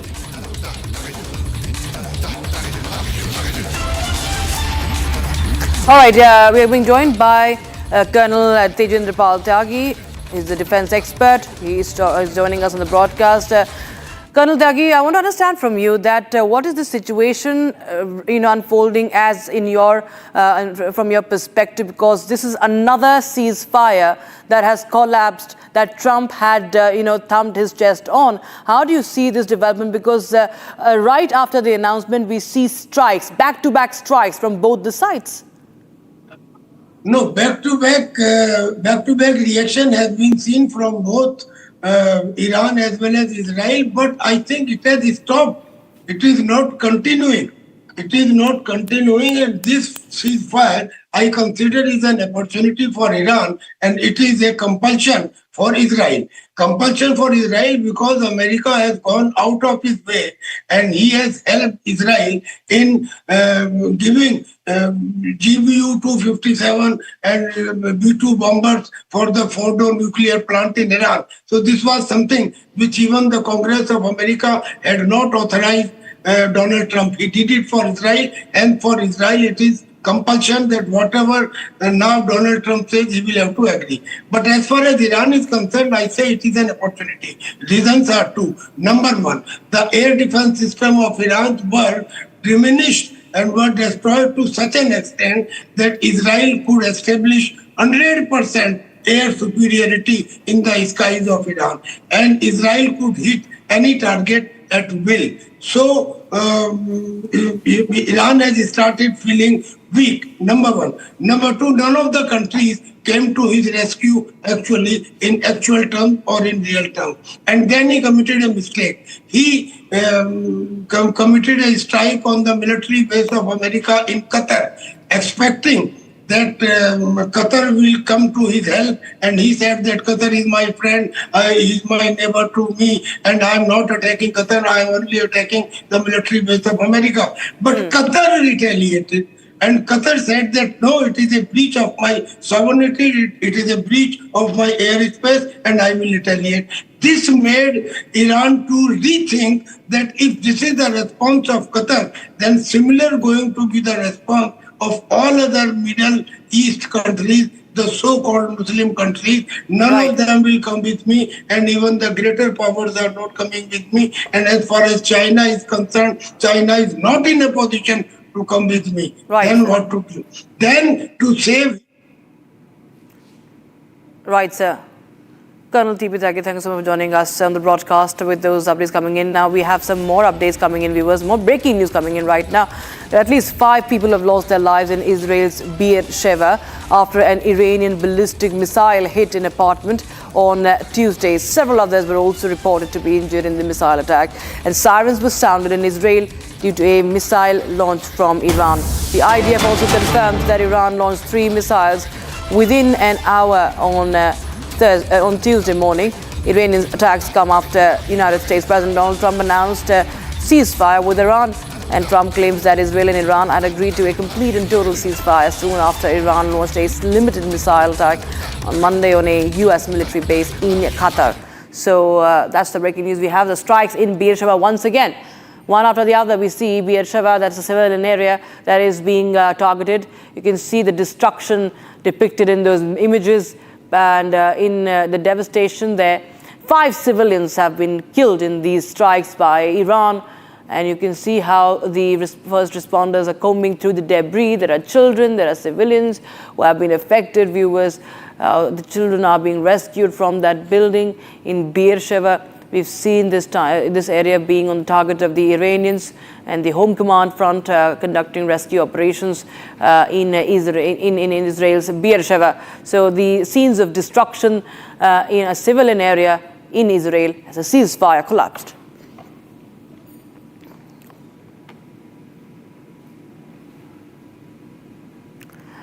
Now, Iraq has ramped up security in Baghdad, the green zone, after U.S. airstrikes on Iran. The Iraqi security forces have deployed the SWAT teams and armored vehicles in the green zone, particularly heavily in areas near the U.S. embassy. Now, temporary cordons were established around the diplomatic premises, barring access of the unauthorized personnel. So there you have the visuals coming in of the strike in a Taji military base in Iraq, in Baghdad, and Iran. You can clearly see that this is a huge explosion that took place. Iraq ramping up the security in Baghdad's a green zone over there. And sirens have been sounded in northern Israel as well as we speak. So the retaliation continues. Iran has struck the Taji military base in Iraq.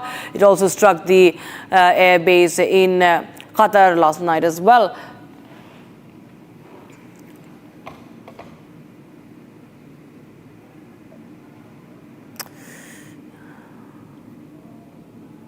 All right, now viewers, at the centenary celebration of the historic conversation between Sri Narayan Guru and Mahatma Gandhi, Prime Minister Modi lauded Operation Sindoor. He says, and I quote, "Recently the world saw India's capability and made India's stance on terrorism very clear." Here's more. हाल में दुनिया ने ये भी देखा है कि भारत का सामर्थ्य क्या है। ऑपरेशन सिंदूर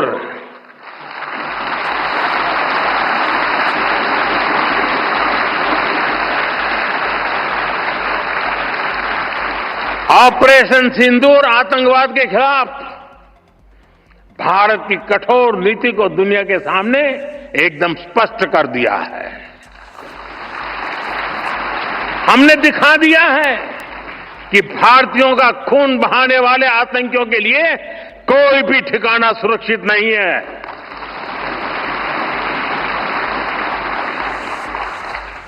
साथियों, आज का भारत देश हित में जो भी हो सकता है और जो भी सही है उसके हिसाब से कदम उठाता है। आज सैन्य जरूरतों के लिए भी भारत की विदेशों पर निर्भरता लगातार कम हो रही है। हम डिफेंस सेक्टर में आत्मनिर्भर हो रहे हैं और इसका प्रभाव हमने ऑपरेशन सिंदूर के दौरान भी देखा है। हमारी सेनाओं ने भारत में बने हथियारों से दुश्मन को 22 मिनट में 22 मिनट में घुटने टेकने के लिए मजबूर कर दिया। मुझे विश्वास है आने वाले समय में मेड इन इंडिया हथियारों का डंका पूरी दुनिया में बजेगा। Time for a short break, viewers, but it's a global embarrassment for Trump. We're going to tell you how, as the truce has just collapsed. The truce deal between Israel and Iran falls apart after Trump claimed to successfully mediate. And Israel Defense Forces claim strikes in southern Israel, massive destruction in Beersheba, 5 civilians killed. We'll get you more on that. Stay tuned.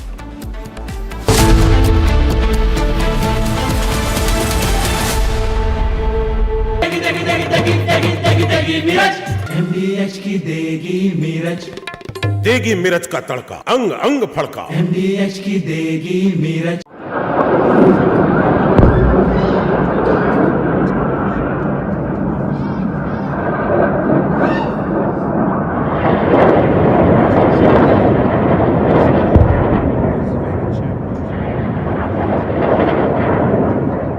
Excellencies, 2 days ago, in this very chamber, I made a direct appeal: give peace a chance. That call was not heeded. Instead, the bombing of Iranian nuclear facilities by the United States marks a perilous turn in a region that is already reeling. From the outset of the crisis, I have repeatedly condemned any military escalation in the Middle East. The people of the region cannot endure another cycle of destruction. And yet, we now risk descending into a rat hole of retaliation after retaliation. To avoid it, diplomacy must prevail, civilians must be protected, safe maritime navigation must be guaranteed. The Non-Proliferation Treaty is a cornerstone of international peace and security. Iran must fully respect it. And all member states must act in accordance with their obligations under the UN Charter and other rules of international law, including international humanitarian law.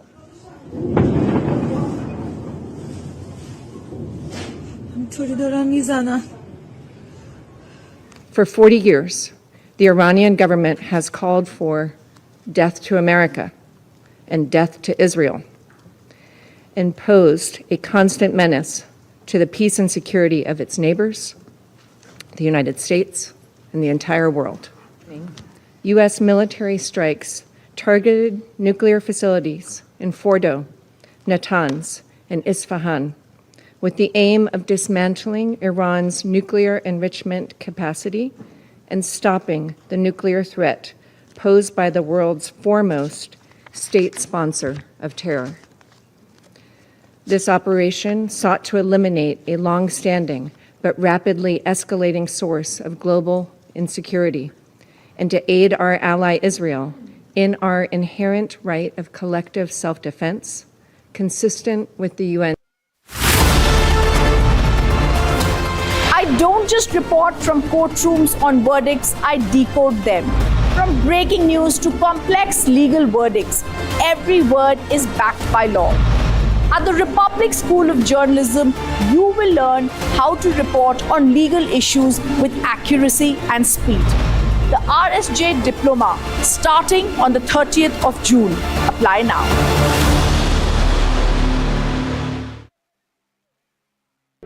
In the global employability rankings by Times Higher Education UK, only the following 6 institutions from India are ranked amongst the top 230 in the world for having the most employable graduates. IIT Delhi, IISc Bangalore, IIT Bombay, IIM Ahmedabad, IIT Kharagpur and Amity University.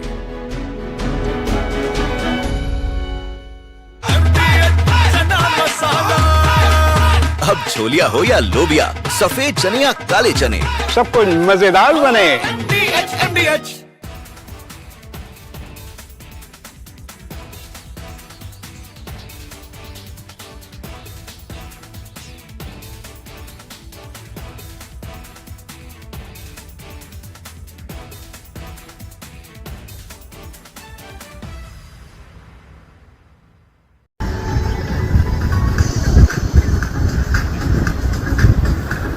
لا إله إلا الله لا إله إلا الله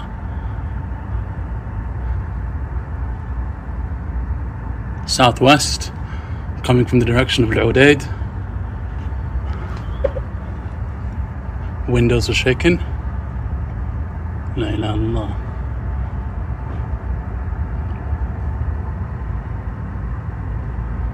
لا إله إلا الله. Probably Patriot. الله أكبر. مدام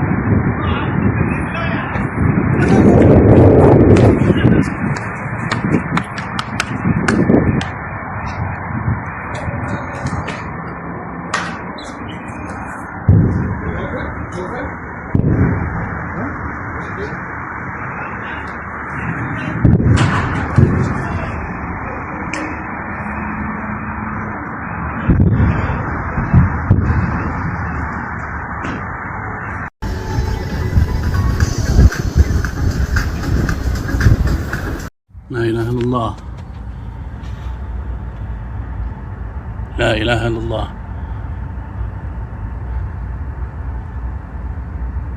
Southwest coming from the direction of Udeid. Windows are shaking. لا إله إلا الله.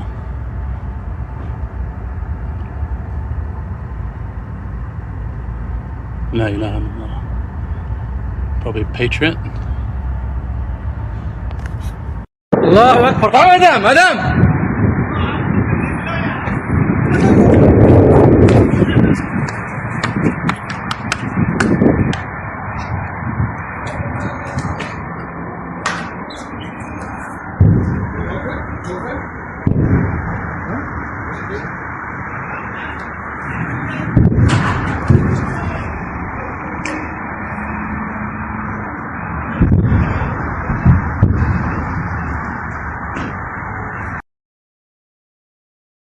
विमल में गुलिस्तां की ये कुछ लजीज फरिश्ते जब साथ गुले तो जी ललचाए।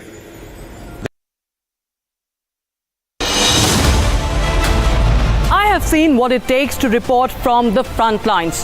Accuracy, courage, urgency and responsibility. At Republic School of Journalism, you will be trained for that reality. It is not theory. It is live learning from inside a working newsroom from day one. If you want to report the truth when it matters the most, Republic School of Journalism is where you begin. Course begins on the 30th of June. Apply now.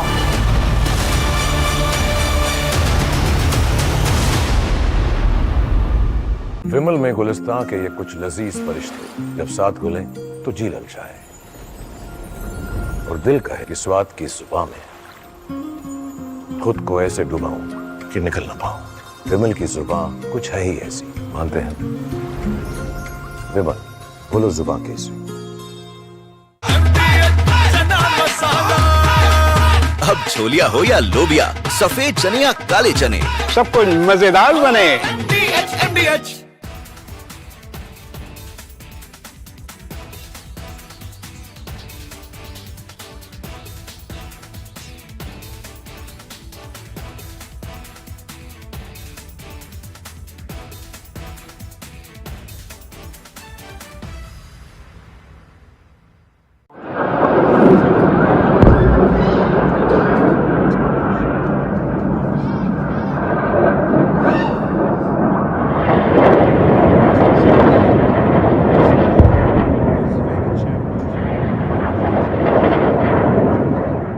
Excellencies, 2 days ago, in this very chamber, I made a direct appeal, give peace a chance.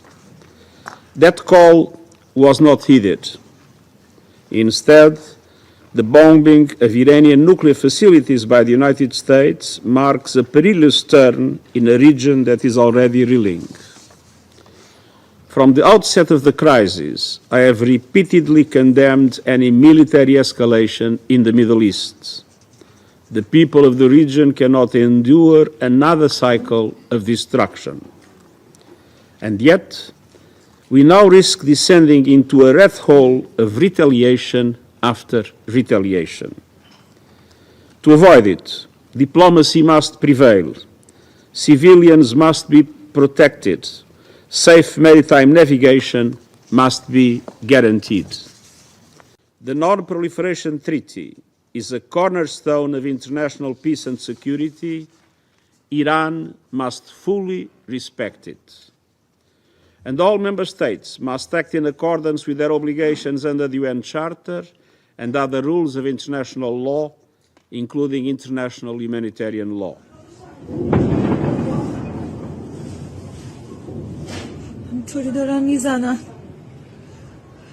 For 40 years, the Iranian government has called for death to America and death to Israel, and posed a constant menace to the peace and security of its neighbors, the United States, and the entire world. U.S. military. From Asia's largest news headquarters, setting the agenda for Bharat.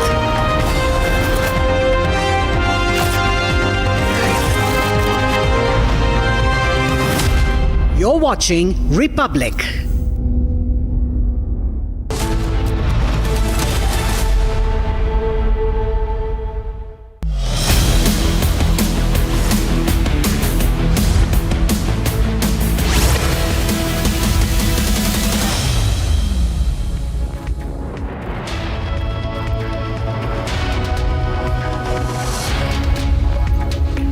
Hello and welcome. You're watching Live and Breaking at 3 p.m. I am Tanisha Avasthi. Ladies and gentlemen, the ceasefire that Donald Trump had announced unilaterally has completely collapsed. The ceasefire that Trump had announced was collapsed. Remember, just 2.5 hours its announcement, and the escalation is only intensifying. We're getting you a close watch on that with more breaking news updates on that raging conflict. But first, a quick check of the headlines.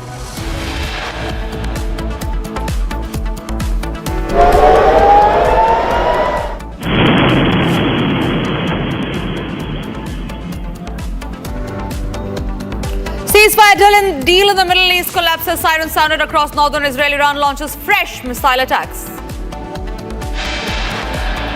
Global embarrassment for Trump as truce deal between Israel and Iran falls apart after Donald Trump claimed to successfully mediate. Israel Defense Forces claim strikes in southern Israel. Massive destruction in Beersheba. 4 killed. Explosions heard at Taji military base in Iraq's Baghdad. No casualties have been reported.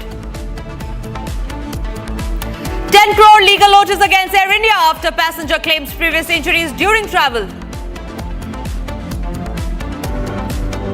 And after 7 delays, NASA and SpaceX announced June 25 as the new date for Axiom mission liftoff.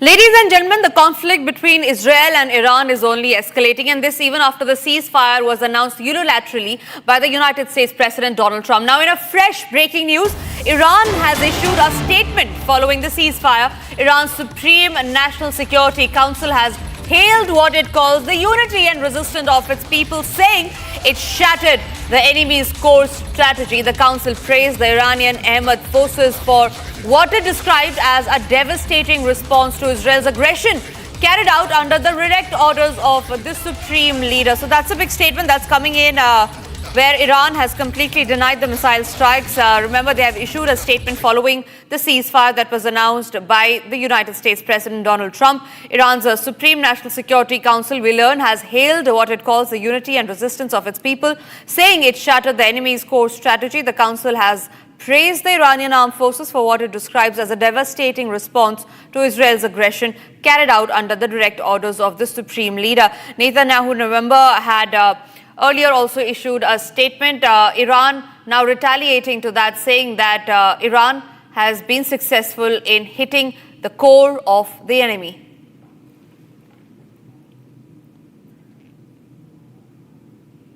Meanwhile, we move across to other breaking news that's coming in, where Iran has released first images of downed Israeli F-35 fighters. Now, Iran says that the documented evidence shows how they destroyed the F-35 fighters, a devastating blow to the Western military prestige, especially the European allies. Remember, this was the claim that was given out by Iran. However, they have now released pictures of which are there on your screen, where there can be debris that have been seen that are claimed to be of the F-35 fighter jet. Iran says that this is the evidence of the destroyed F-35 fighter jets that they have completely decimated. These are the first images of the downed Israeli F-35 fighter, is what Iran claims. They have also said that this documented evidence shows how the F-35 fighters were completely destroyed, and it served as a devastating blow to the Western military prestige, especially the European allies. Nick, my colleague, is joining me live from Tel Aviv. Nick, we learned that the ceasefire collapsed 2.5 hours after the Donald Trump administration had announced it. Beersheba is one of the worst hit places today, where 4 people have been killed. How is the situation on ground like? Because what we did learn a few minutes back is that there were sirens sounded in northern Israel as well. Yes, that's right. It took just 3.5 hours for Iran to fire towards the Israeli cities again. But this time it was just 2 rockets, and the Israeli defense system intercepted them, so there are no casualties.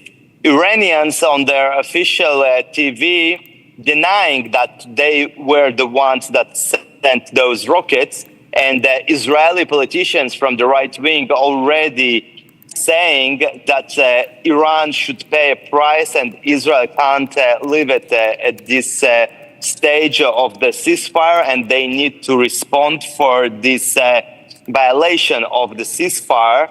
That's why now maybe Israel will resume some attacks in Iran, but it's not clear cut, it's not sure, because the US and Donald Trump put all their prestige on this ceasefire. Trump already announced that this is a done deal. So that's why I don't think Netanyahu will want to do something to harm Trump's word. And maybe this cycle of violence will end, and probably many Israelis hope that the ceasefire will sustain and that the war with Iran is concluded. Back to you.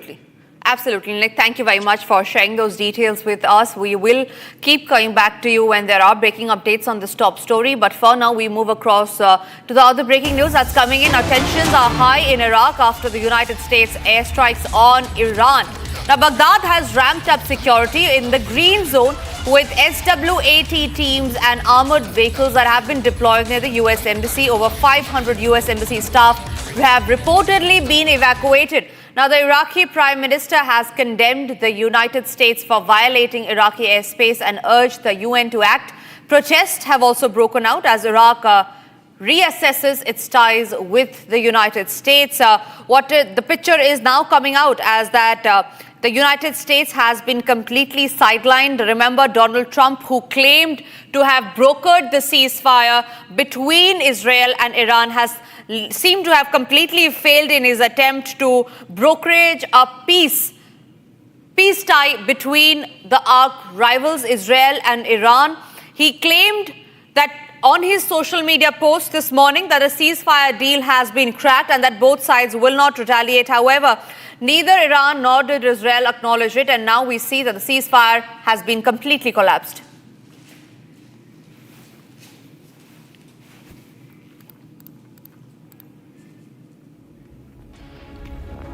And with the collapsing of the ceasefire, remember there are strikes and counter-strikes that have taken place, followed by both Iran and Israel vowing for revenge, saying that they will not back down.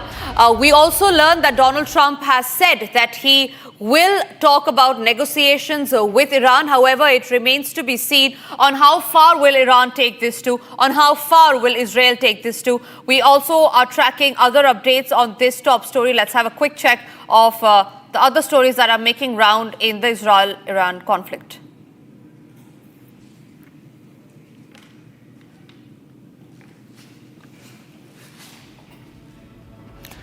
Now, Tehran has launched a missile operation targeting the United States military bases in Qatar and Iraq in retaliation to the United States strike on its nuclear facilities. This comes merely hours after Donald Trump announced the success of a so-called ceasefire. Here is all that you need to know about this.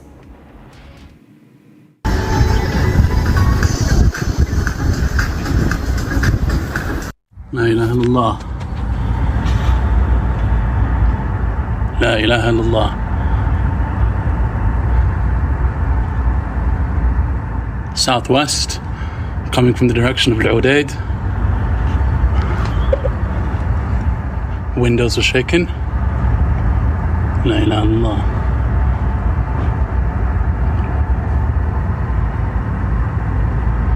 La ilaha illallah. Probably Patriot. Allahu Akbar. Madam.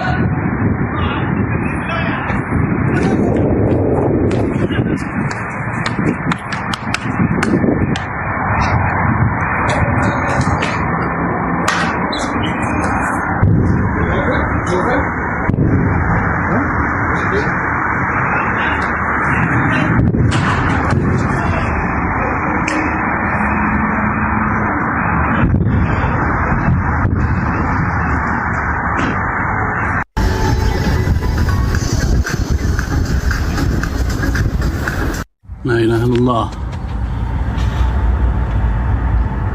La ilaha illallah.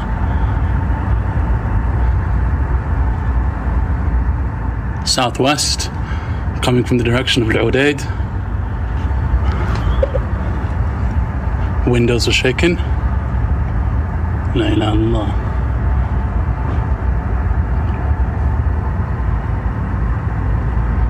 La ilaha illallah. Probably Patriot.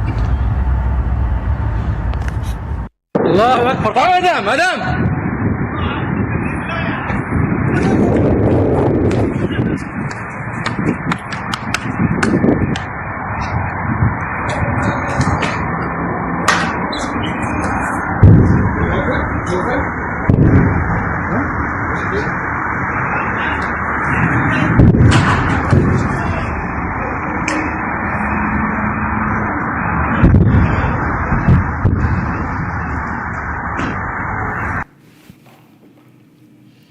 All right, we have a huge statement that's coming in from the Chief of General Staff, who has now confirmed that in response to the ceasefire violations, the Israeli Defense Force will respond with force. That's a huge statement that the IDF, the Israeli Defense Forces, have given out to Iran in regard with the collapse of the ceasefire, saying that Israel will respond to Iran with full force. Remember, it was just late last night when Iran had launched attack on United States' military bases in Qatar and Iraq as well.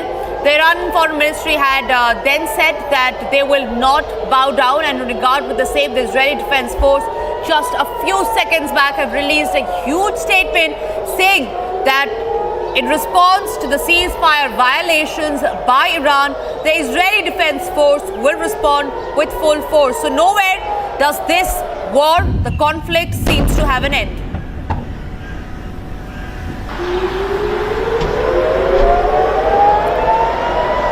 All right, remember there have been fresh Iranian strikes in Tel Aviv, Haifa and other places as well. Beersheba has been the worst hit place in Israel, where there were reports of 4 people that have already been killed in the missile attack that was fired by Iran, and this came just few hours after Donald Trump had announced the ceasefire, thereby completely violating the ceasefire. So Iran is the one who is not listening to Donald Trump after he had unilaterally announced ceasefire, and both sides have now vowed for revenge. More breaking news coming in this regard, where we learned that Israel has now said that it has intercepted over 15 UAVs that have been launched from Iran. Now, this happened overnight. Remember, yesterday we got to the visuals where there were multiple missiles that were fired by Iran on United States military bases in Qatar and Iraq. Now we learn that Israeli Defense Forces have confirmed that it has intercepted, in fact, over 15 UAVs that were launched from Iran.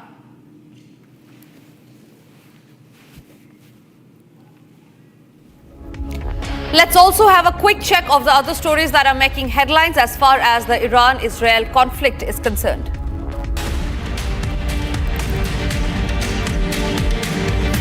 Iranian state television reported that a ceasefire came into force at 7:30 a.m. local time. Meanwhile, Israel warned the public of a new missile barrage launched from Iran. This comes after the announcement made by the President Trump. 165 Indian evacuees on board IAF C-17 flight from Israel landed in Delhi Palam Airport today. The aircraft landed at around 8:45 a.m. in the national capital from Amman, Jordan. MOS Dr. L. Murugan received the Indian citizens upon their arrival at the national capital. United States President Donald Trump, in a post on his Truth Social account, confirmed the ceasefire and commented, "The ceasefire is now in effect. Please do not violate it." And look at the irony. Just few hours after that is when the ceasefire has been completely collapsed. Israel Emergency Services say the death toll in the Beersheba strike has risen to at least 8 people. The direct hit in the largest city in southern Israel comes hours after the Trump administration had announced the ceasefire.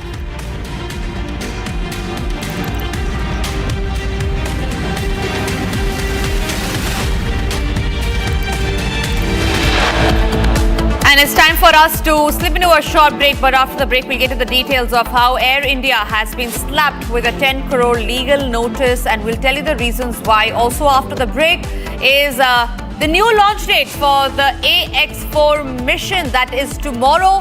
What preparations are to be done? All those details coming after a short break. A huge moment for India where Shubhanshu Shukla will finally take off in the AX-4 mission. All those details coming up right after a short break.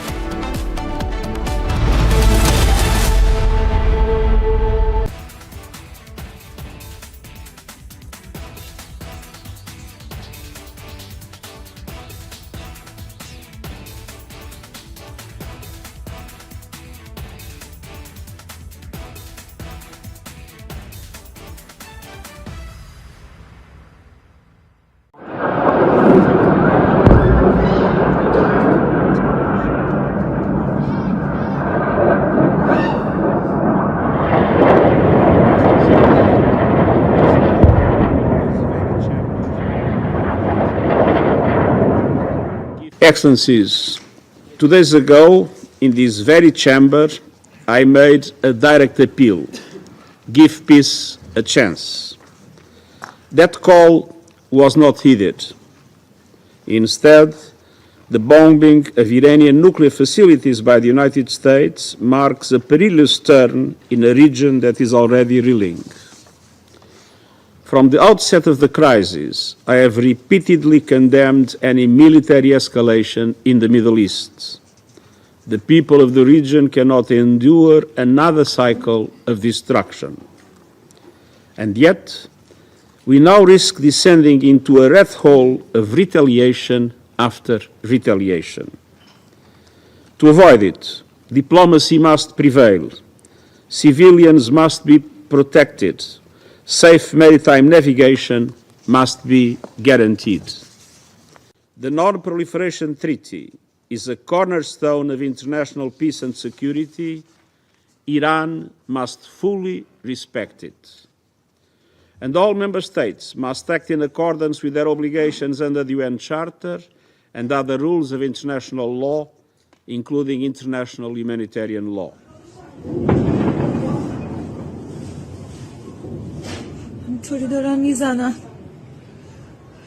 For 40 years, the Iranian government has called for death to America and death to Israel, and posed a constant menace to the peace and security of its neighbors, the United States, and the entire world. U.S. military strikes targeted nuclear facilities in Fordo, Natanz, and Isfahan, with the aim of dismantling Iran's nuclear enrichment capacity and stopping the nuclear threat posed by the world's foremost.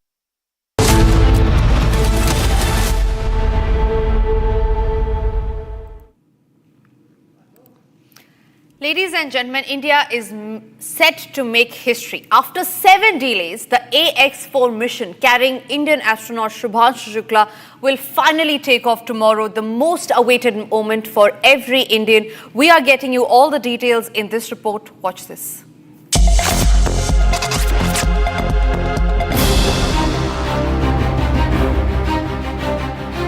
After 7 delays, the AX-4 mission is finally set to launch tomorrow. It marks a new chapter in international space collaboration. The AX-4 mission is a fully private space flight, part of a growing shift where commercial players now lead low Earth orbit missions. The mission will carry Indian Air Force Group Captain Shubhanshu Shukla to the International Space Station, making him the first Indian astronaut to reach the ISS. Shukla will fly alongside veteran American astronaut Peggy Whitson, Hungarian pilot Tibor Kapu, and Polish engineer Slavoj Uzanski-Wisniewski. The Falcon 9 rocket will lift off from Kennedy Space Center in Florida at 2:31 a.m. Eastern Time, which is 12:01 p.m. in Indian Standard Time. The crew is expected to dock the International Space Station around 7 a.m. Eastern Time on June 26, approximately 4:30 p.m. Indian Time. During their 2-week mission, the team will conduct more than 60 scientific experiments, including Indian-led studies on microgravity and human health.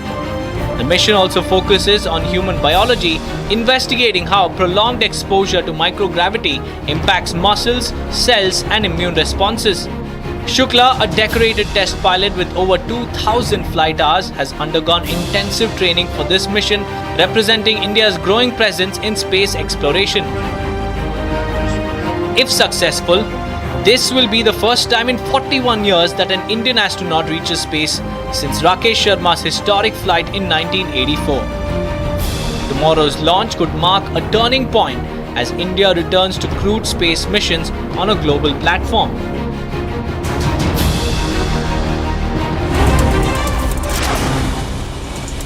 Here's a quick check of the other stories that we're tracking in Bharat in 2 minutes. The first flight with a batch of 165 Indian nationals evacuated from Israel landed in the national capital today. The MEA official spokesperson Ranveer Jaiswal stated that the Israel leg of Operation Sindhu began yesterday and the first group of Indian nationals from Jordan will be arriving in India today.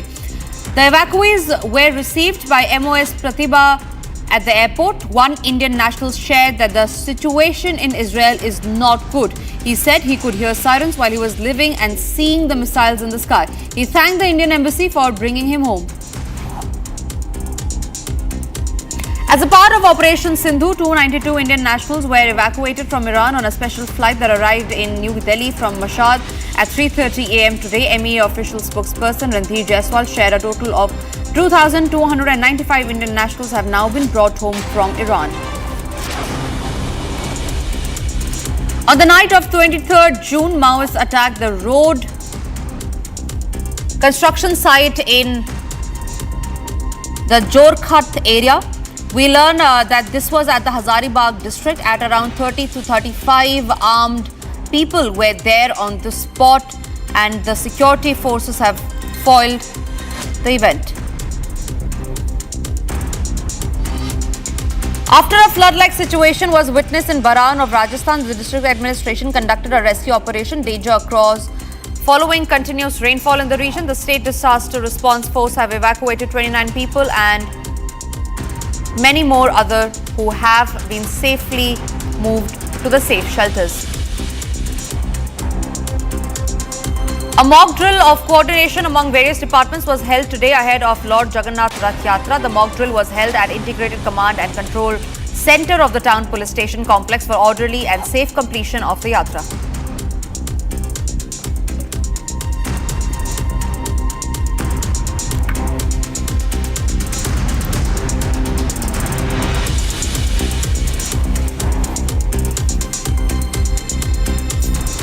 Maharashtra Chief Minister Devendra Fadnavis has chaired a key meeting on the three-language policy. Here are all the details that you need to know about the key meeting that was chaired by the Maharashtra Chief Minister Devendra Fadnavis just today.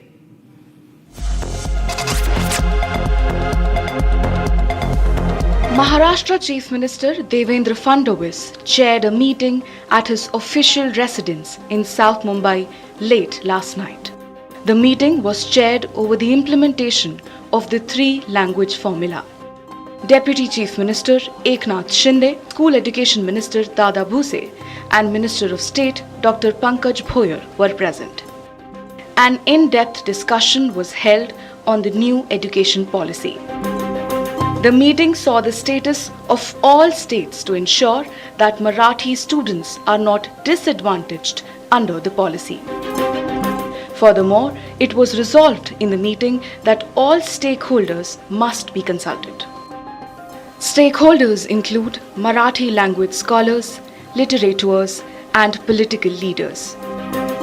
Maharashtra Chief Minister Fadnavis further said that a final decision will be made only after this consultation process is completed. It's time for us to slip into a short break, but after the break, we'll get to the details of how the ceasefire deal in the Middle East has completely collapsed as sirens have been sounded across northern Israel.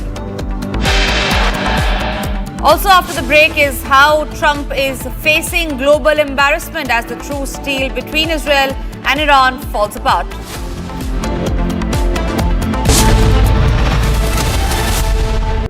In the global employability rankings by Times Higher Education UK, only the following 6 institutions from India are ranked amongst the top 230 in the world for having the most employable graduates. IIT Delhi, IISc Bangalore, IIT Bombay, IIM Ahmedabad, IIT Kharagpur and Amity University. MDH की हल्दी मिर्ची धनिया करे कमाल, ये रंग दे, ये खुशबू दे, ये तीखा, ये कम पड़े, क्या निराला MDH masala.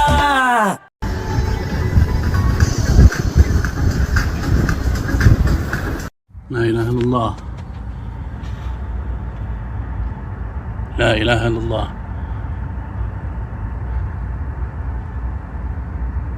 Southwest, coming from the direction of Udeid.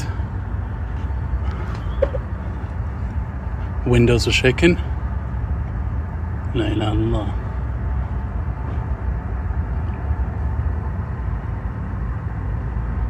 La ilaha illallah. Probably Patriot. Allahu Akbar. Madam, madam.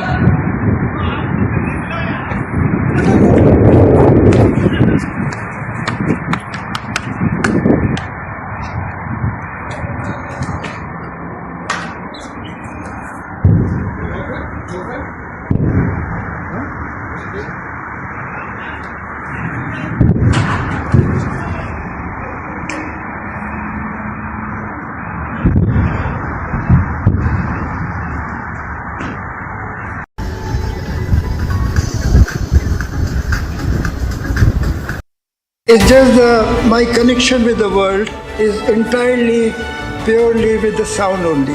Because through sound, I can't manipulate. I only communicate through sound, through music. You see, I was never good in my school. I was not good in mathematics. But in my music, I was using mathematics. All the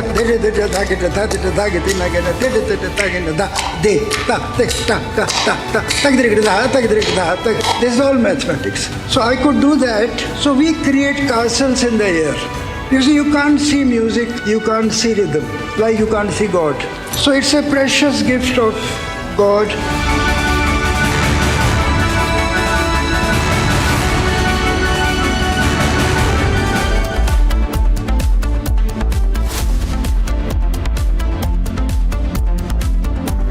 आधे bowl दही में 4 चम्मच MDH चटनी पुदीना मसाला डाला, stir करो, पुदीना चटनी तैयार। MDH चटनी पुदीना मसाला।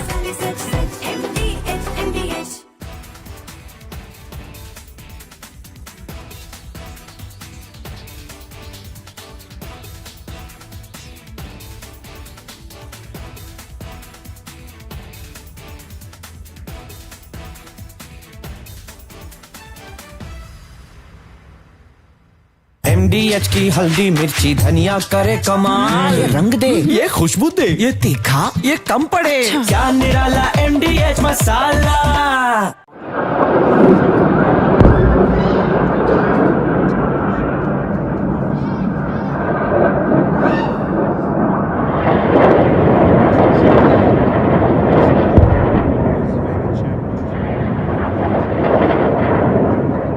Excellencies, 2 days ago, in this very chamber, I made a direct appeal, give peace a chance. That call was not heeded. Instead, the bombing of Iranian nuclear facilities by the United States marks a perilous turn in a region that is already reeling. From the outset of the crisis, I have repeatedly condemned any military escalation in the Middle East. The people of the region cannot endure another cycle of destruction. And yet, we now risk descending into a rat hole of retaliation after retaliation. To avoid it, diplomacy must prevail. Civilians must be protected. Safe maritime navigation must be guaranteed. The Non-Proliferation Treaty is a cornerstone of international peace and security. Iran must fully respect it. And all member states must act in accordance with their obligations under the UN Charter and other rules of international law including international humanitarian law.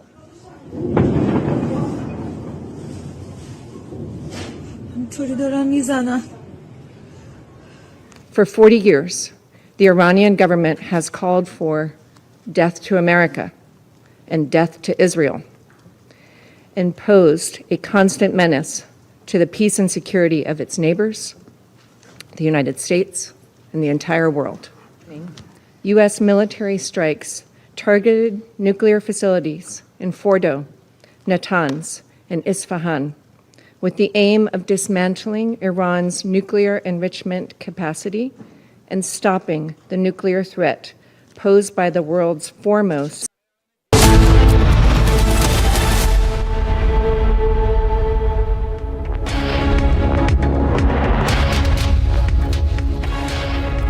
Very good afternoon, viewers. You're watching live and breaking. I'm Raksha with you. Republic TV is tracking minute-by-minute developments from West Asia as the ceasefire has been short-lived. It has collapsed. We'll get you all the latest updates and the reactions coming in. But first, the headlines.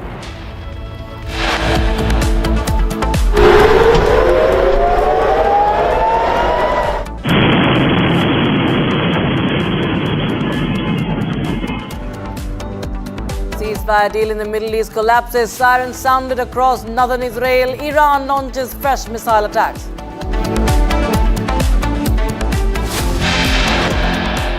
Global embarrassment for Trump as truce deal between Israel and Iran falls apart after Trump claims to successfully mediate.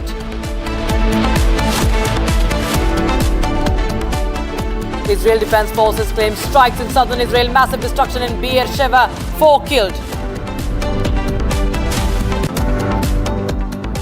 Explosions heard at Taji military base in Iraq's Baghdad. No casualties reported.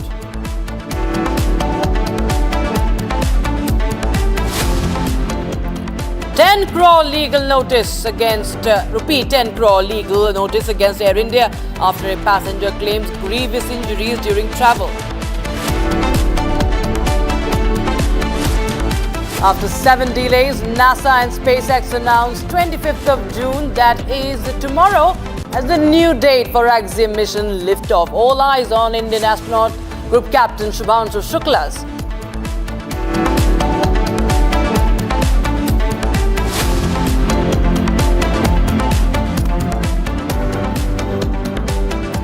Just hours before a ceasefire between Israel and Iran began, Israel airstrikes hit Tehran. Now, this program right now in the capital skyline early Tuesday. Ceasefire brokered by US President Donald Trump was meant to hold a 12-day war, but the truce faltered almost immediately, with both sides trading fresh fire. Israel accused Iran of violating the agreement, while Tehran denied launching missiles.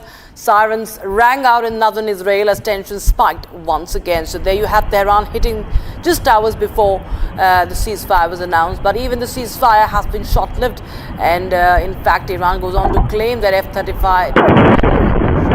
But of course, there is no means to verify it yet. It's only Iran who itself has released that image. But what's more important is that the ceasefire, which Trump has claimed he has been successfully mediating, has been very, very short-lived.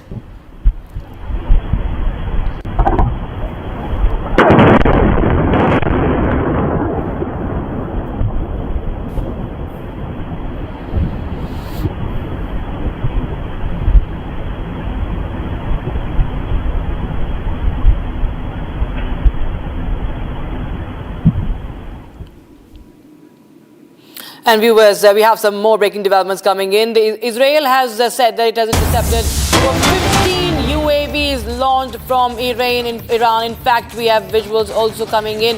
IDF says, and it also has shown it's one of the video how there you have how one of the drone was intercepted there. 15 UAVs launched from Iran. And remember, this is all coming right after the ceasefire was announced by Donald Trump. And you see the UAVs now being launched as per Israel from Iran.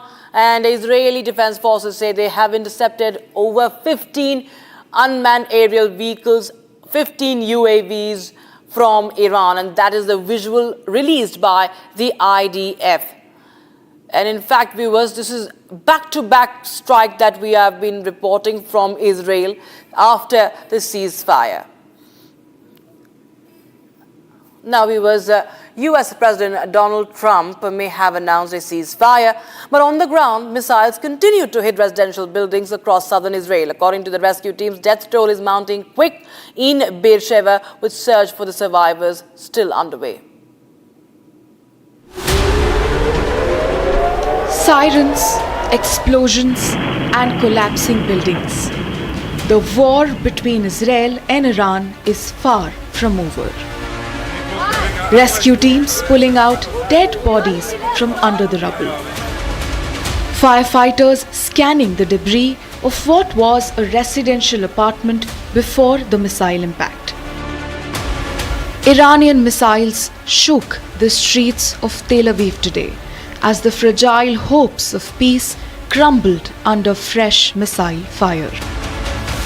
US President Donald Trump announced a complete and total ceasefire between Israel and Iran after Iran's limited missile strike on a US military base in Qatar late Monday.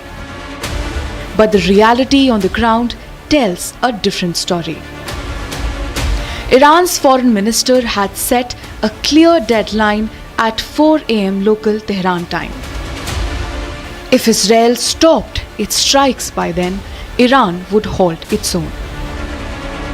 But even an hour after that deadline passed, the missiles kept coming. Israel's military sounded urgent warnings, confirming new missile launches from Iran. In the skies over Jerusalem, Israeli missile defense systems were seen intercepting incoming threats. Soon after, Israel's Home Front Command issued another nationwide alert, warning that yet another barrage from Iran was on its way. Trump, posting on his Truth Social account, said the ceasefire would officially begin around midnight Eastern Time today. He called it an official end to the war.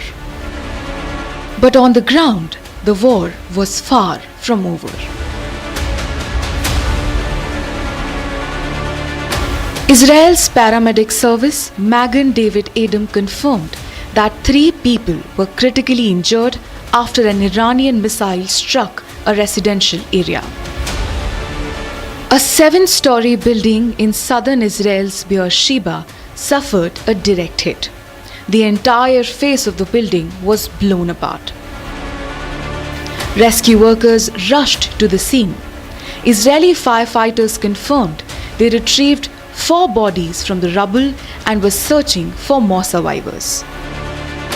For nearly 2 hours this morning, waves of Iranian missiles forced Israelis across the country to seek shelter as sirens blared and explosions echoed. The launches came after Tehran's deadline, testing the very core of the ceasefire agreement. Trump's ceasefire plan, announced just hours earlier, has now been accepted by Israel. With missiles still flying and lives still at risk, peace remains a distant promise. And we have a former IDF Major Dan Pfefferman joining us on the broadcast for more. Dan, well, we see that there was a ceasefire that was announced by Donald Trump, but it is so short-lived that strikes continue. In fact, Iran is also hitting on civilian areas. What is the latest that you are getting to learn? Yes, we went to sleep with a very cautious optimism at 1 a.m., 2 a.m. for us here in Israel, that a ceasefire announcement had been reached and that it was essentially going into effect in the morning, at 7 in the morning Israel time. At 5 in the morning, we were awakened with barrage after barrage of Iranian missiles that kept us in the bomb shelters until a little bit after 7 a.m. And then we saw, of course, the tragic news that in Beersheba, civilian residential building was hit and at least 4 people were murdered in that strike. I have to say all of the strikes by Iran throughout this entire period have been on civilian areas, residential buildings, and all of the people killed in Israel. Now we're talking about around 30 people who have been killed in Israel by the Iranian strikes are all civilians. So it's not really clear to us what's happening. Did Iran accept the ceasefire? We haven't seen any official statement from Iran. Only kind of an ambiguous statement by Foreign Minister Arakchi that calm will be met with calm, sort of a statement, but no direct acceptance of Trump's ceasefire offer. And Israel, of course, even prior to this, had announced and had told different reporters that it had essentially finished its campaign and was ready to enter into a ceasefire as well. So it's just really not clear what's going on. And this morning was a very brutal morning for us here in Israel. Absolutely, but we see that the warnings continue to come in from Iran. The Supreme Security Council also continues to threaten and talk about, that they will keep their finger on the trigger for any case of aggression. In fact, that is what we are breaking also right now as we speak. But Dan, I want to understand from you, because that, Iran is continuing with its warning. The war of words is also coming in. But what really is the option as of now, as on the Israeli part? Well, Israel right now, and Defense Minister Katz announced immediately after that we're going to have to respond to this, as did the IDF Chief of Staff General Zamir. Israel is going to have to respond to this. And again, what do those responses mean? Does it mean taking out regime officials? Does it mean taking out now kind of shifting from nuclear and ballistic missile installations to more regime targets? What Israel will not do, which is exactly what the Iranians have been doing, is target civilians, because we have absolutely no intention of ever hurting Iranian civilians or any civilians in this area. And so this is something we're going to have to consider. I think you're going to need to see the Americans double down on their efforts here together with the Qataris, if I understand that they helped broker this elusive ceasefire. But it always baffles me how the Iranians and the radical axis in the region, whenever they have a choice between pragmatism and calm, they choose extremism and terror and escalation. And when they do, it's almost always to target civilians, unlike Israel strikes, which target regime installations and military installations. Right, but Israel continues to say that Iran has violated the ceasefire. Iran over there says that we did not, and all these are false claims.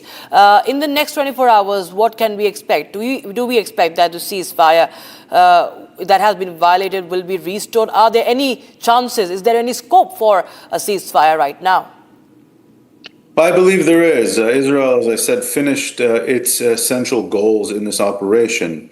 The goals were to cause a significant delay, a significant setback to the nuclear missile program, to the ballistic missile programs. And that was the very stated goal of Israel's strikes and of the U.S. joining those strikes. So once Israel finished those, the Israeli government, the Israeli military is ready to wrap things up. And so you have now one side of this conflict that is ready to wrap things up. The Iranian side, of course, from its perspective, its airspace, its sovereignty were violated. The crown jewel of its entire scientific and domestic achievement, something that it's funneled anywhere between $500 billion to $1 trillion over the last 30 years, has been destroyed overnight. Iran's hubris has come back to bite it. And the question is will Iran be a pragmatic, radical actor and live to fight another day? And is this just sort of a parting shot before the ceasefire takes place, right, to show that they save face? Or will they completely reject the ceasefire? Will they try to launch all-out attacks on Israel? And then you will see kind of going back to a more significant escalation, because this time Israel will target not just the nuclear and ballistic missile programs, but it will have to go after the regime itself. Right. So it waits to be seen. All right, Dan Pfefferman, thank you so much again joining us with your insights on that development coming in from West Asia viewers. And as we speak, we have some more updates coming in, as we're telling you that the Iranian Supreme Security Council has threatened that, and I quote here, "We will keep our finger on the trigger for any case of aggression," unquote. So this is the update from Iran. Iran says that it will continue to, it will retaliate if there is any aggression. So you see these statements coming in, viewers. These statements are incessant from Iran or Israel. Iran, in fact, trying to, issue such warnings time and again. We had last night even Khamenei tweeting about that a photograph of the American flag without even naming United States. It had the American flag burning in that image that he tweeted. And what followed were more Iranian strikes, and then we saw the ceasefire being announced, which has been short-lived. And now Iran again says that finger on the trigger for any future strikes. So this is the Iranian security body that has issued this warning as the ceasefire collapsed.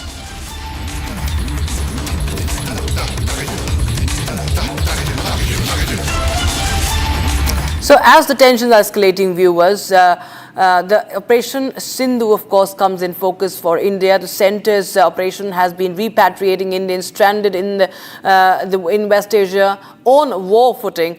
The latest is the Indian Air Force C-17 flight with 165 Indians landing in the national capital. Here's a quick report on that.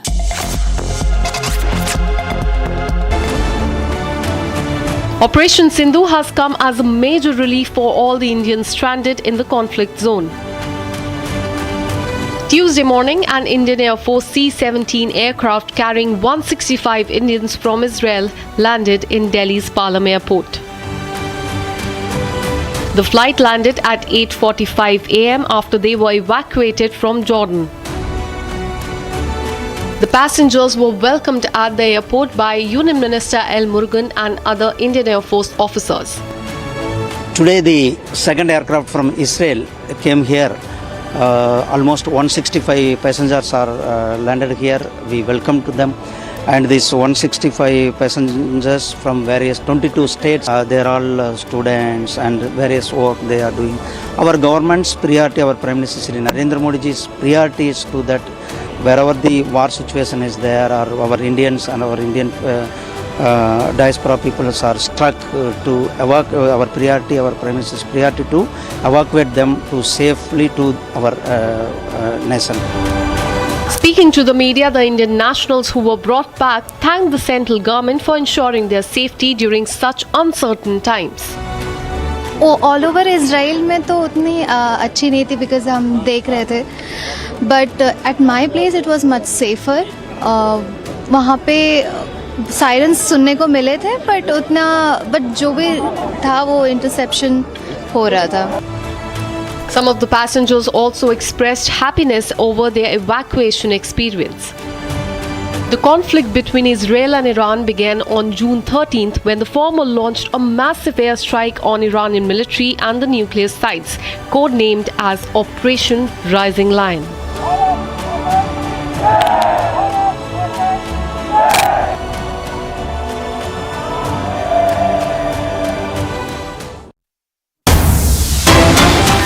Breaking news coming in right now. Now, Qatar's foreign ministry has summoned Iran's ambassador, condemning the IRGC missile strike on Al-Udeid base as a flagrant violation of its sovereignty. Remember, Iran had hit the American air base in Qatar, and now Qatar had also, in fact, condemned the strike on Al-Udeid base, and now it has also summoned the Iranian envoy over the base strike. There you have Qatar summoning Iranian envoy over the strike on the US military base in Qatar. It had launched missiles at the US military base in what is said was a retaliation for the American strikes against its nuclear sites like Isfahan, Natanz and Fordo. So in fact there were loud bangs in the sky, as you can see above the capital Doha in Qatar. And videos showed the bright flashes in the sky, air defense systems attempting to intercept missiles. Qatar, of course, has said that there has been not much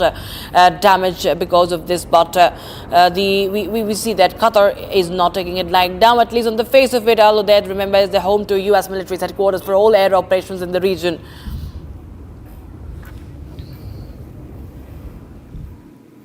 Now, Tehran launched a missile operation targeting the U.S. military bases in Qatar and Iraq as well. This is in retaliation to U.S. strikes on its nuclear facilities, and this was merely just hours before Trump announced the success of a so-called ceasefire deal. Here's more.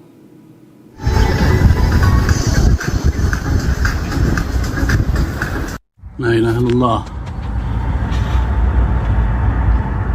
لا إله إلا الله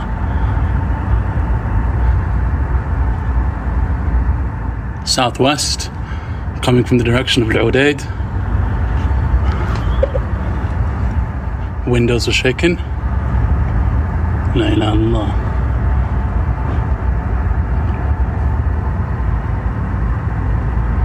La ilaha illallah. Probably Patriot. Allahu Akbar. Madam.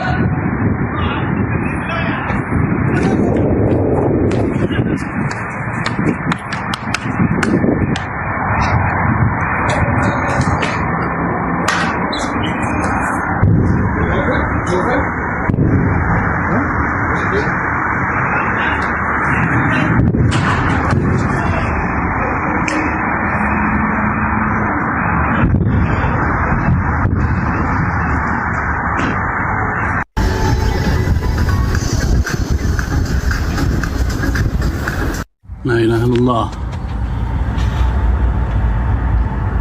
لا إله إلا الله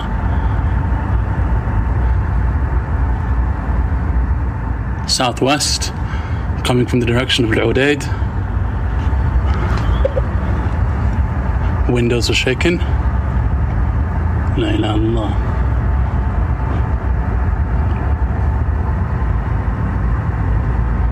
La ilaha illallah. Probably Patriot.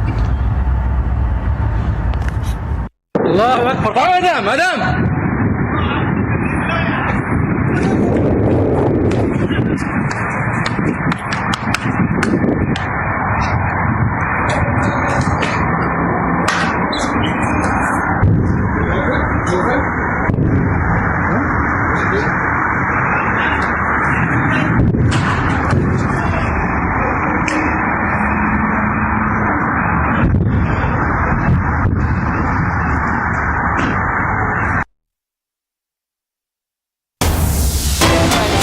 Statement now coming in from the Chief of General Staff, who has now confirmed that in response to the ceasefire violations, the IDF will respond with force. So IDF continues to reiterate that Israel will respond to Iran with full force. So both the nations continue to warn each other. We have Israel, we have Iran saying that we will hit back. So this tit-for-tat strikes have been going on for more than 10 days, and even these statements also have been going on for the longest time. We've seen what has been happening after the ceasefire that was so short-lived, as Donald Trump tried to pull off what he tried to do earlier with Iran, with India and Pakistan. Also, we see what has happened after the ceasefire announced by Donald Trump. We saw these sirens being sounded in Tel Aviv, Iran hitting with the missiles in Tel Aviv. In fact, many of the civilian areas have been struck by the Iranians there. And Israel also says that it has intercepted more than 15 UAVs from Iran. So you have these visuals coming in that in fact depict the devastation from several areas, from Tel Aviv to Beersheba. In fact, in Beersheba, viewers, more than at least 5 civilians have been killed, and the rescue operation is underway there in that civilian area in that city. And as we speak, we have more and more visuals of destruction from Israel as Iran continues to hit back. Israel also has said that we will, strike back. We will not hold back if Iran tries to if there's any misadventure from Iran. So with that, we will continue with more updates. But right now, it's time for a short break. We'll tell you the latest coming in from the turbulence in the aviation sector. Now, in the latest, we have that there's a 10 crore rupee legal notice against Air India after a passenger claims grievous injuries during travel. And after 7 delays, finally we have the new date, 25th of June, tomorrow. NASA and SpaceX's Axiom mission liftoff. All eyes on Indian astronaut Group Captain Shubhanshu Shukla, making history.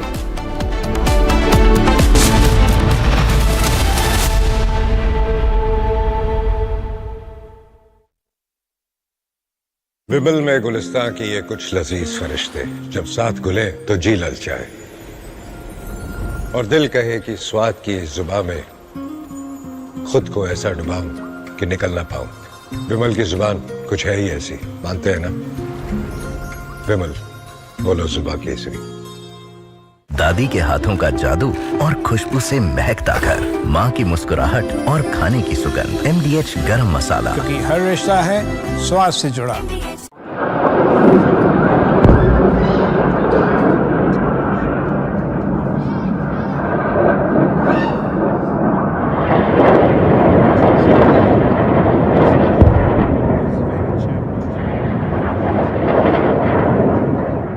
Excellencies, 2 days ago, in this very chamber, I made a direct appeal: give peace a chance. That call was not heeded. Instead, the bombing of Iranian nuclear facilities by the United States marks a perilous turn in a region that is already reeling. From the outset of the crisis, I have repeatedly condemned any military escalation in the Middle East. The people of the region cannot endure another cycle of destruction. And yet, we now risk descending into a rat hole of retaliation after retaliation. To avoid it, diplomacy must prevail. Civilians must be protected. Safe maritime navigation must be guaranteed. The Non-Proliferation Treaty is a cornerstone of international peace and security. Iran must fully respect it. And all member states must act in accordance with their obligations under the UN Charter and other rules of international law, including international humanitarian law.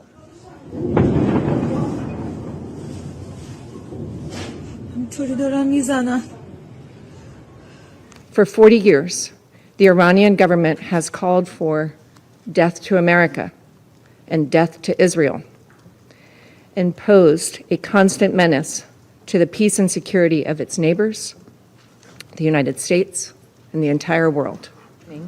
U.S. military strikes targeted nuclear facilities in Fordo, Natanz, and Isfahan, with the aim of dismantling Iran's nuclear enrichment capacity and stopping the nuclear threat posed by the world's foremost state sponsor of terror.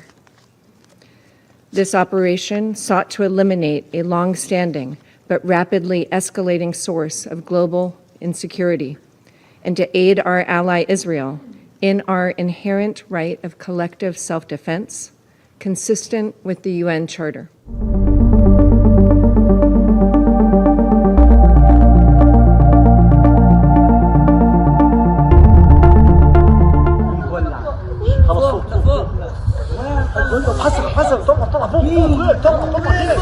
اطلعوا على السطوح ورا مليان ورا مليان 安理会对维护国际和平与安全负有首要责任，面对重大危机不能无所作为。俄罗斯、中国、巴基斯坦已经提出一项安理会决议草案，呼吁立即无条件停火，保护平民，遵守国际法，开展对话谈判。我们期待安理会成员展现责任担当，共同支持该决议草案，推动安理会为维护国际和平与安全履责尽职。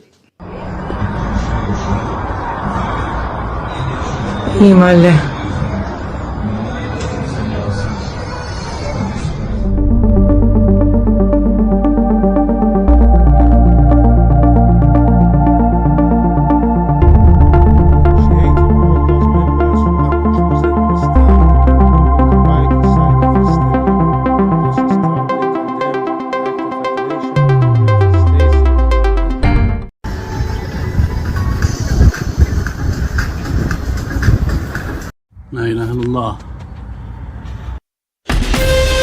From Asia's largest news headquarters, setting the agenda for Bharat.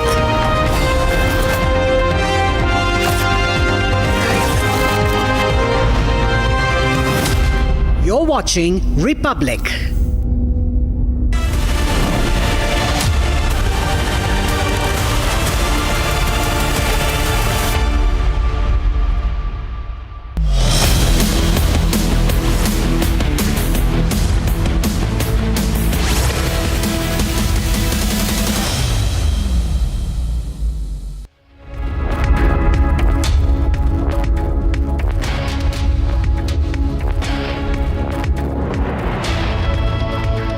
Good evening, viewers. This is Republic and you're watching Live and Breaking with me, Madhurima Mishra. Let's get started with the headlines.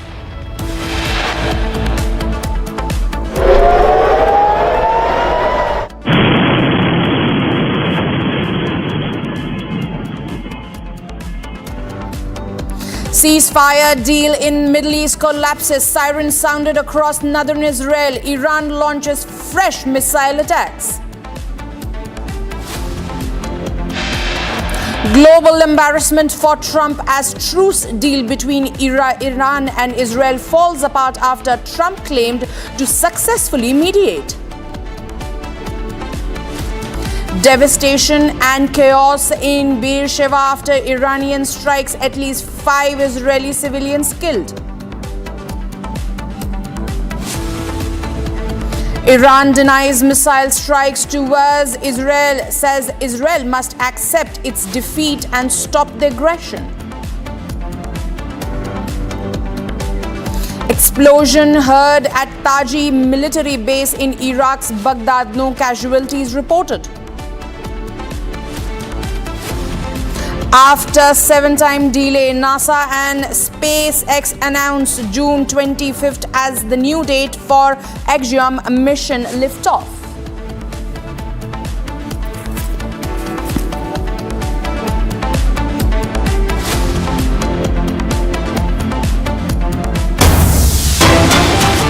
Breaking news coming in, viewers, following President Donald Trump's decision to authorize airstrikes on 3 nuclear-related sites in Iran, Fordo, Isfahan and Natanz. State and local leaders across California have taken steps to monitor for potential threats. Protests have also erupted in Los Angeles in response to military action.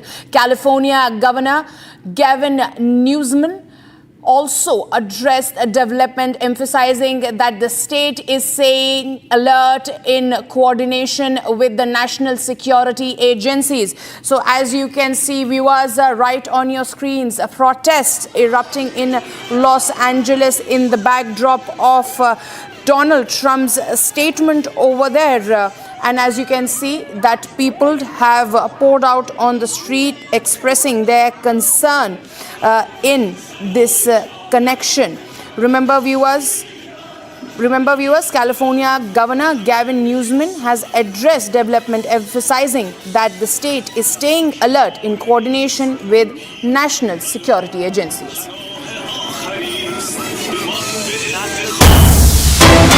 Moving on, viewers, we have a statement coming in from the Chief of General Staff, who has confirmed that in response to ceasefire violation, the IDF will respond with full force. This comes after Iran violated ceasefire conditions and reportedly launched fresh barrage of missiles towards Israel's commercial capital, that is Tel Aviv. So now the IDF has made it abundantly clear that there is going to be a strong response to what Iran is doing. There's going to be a massive reaction to Iran's action. That has been made abundantly clear by the IDF chief. They're saying that there was a ceasefire, but Iran did not abide by it. And now they must be ready for any response that comes from the side of Israel. במערב איראן זיהינו הבוקר היערכות למטח לשטח הארץ ופעלנו לסיכול ושיבוש האיום. תקפנו 8 משגרים שהיו מוכנים לשיגור בזמן מיידי. גם ברגעים אלו חיל האוויר משמר כוננות אווירית ל10 איומים ולפעולות התקפיות מהירות. לפני כניסת הפסקת האש לתוקף, הבוקר נורו כ-20 טילים מאיראן לאזורים שונים ברחבי הארץ. רובם יורטו. צוותי פיקוד העורף, כוחות ההצלה והביטחון, נמצאים כרגע בשטח ונותנים מענה באזורי הנפילות. לצערי, ישנם הרוגים ופצועים בזירת הנפילה בבאר שבע. חולצו מספר לכודים חיים. כוחות החילוץ של פיקוד העורף ממשיכים לסרוג בשטח.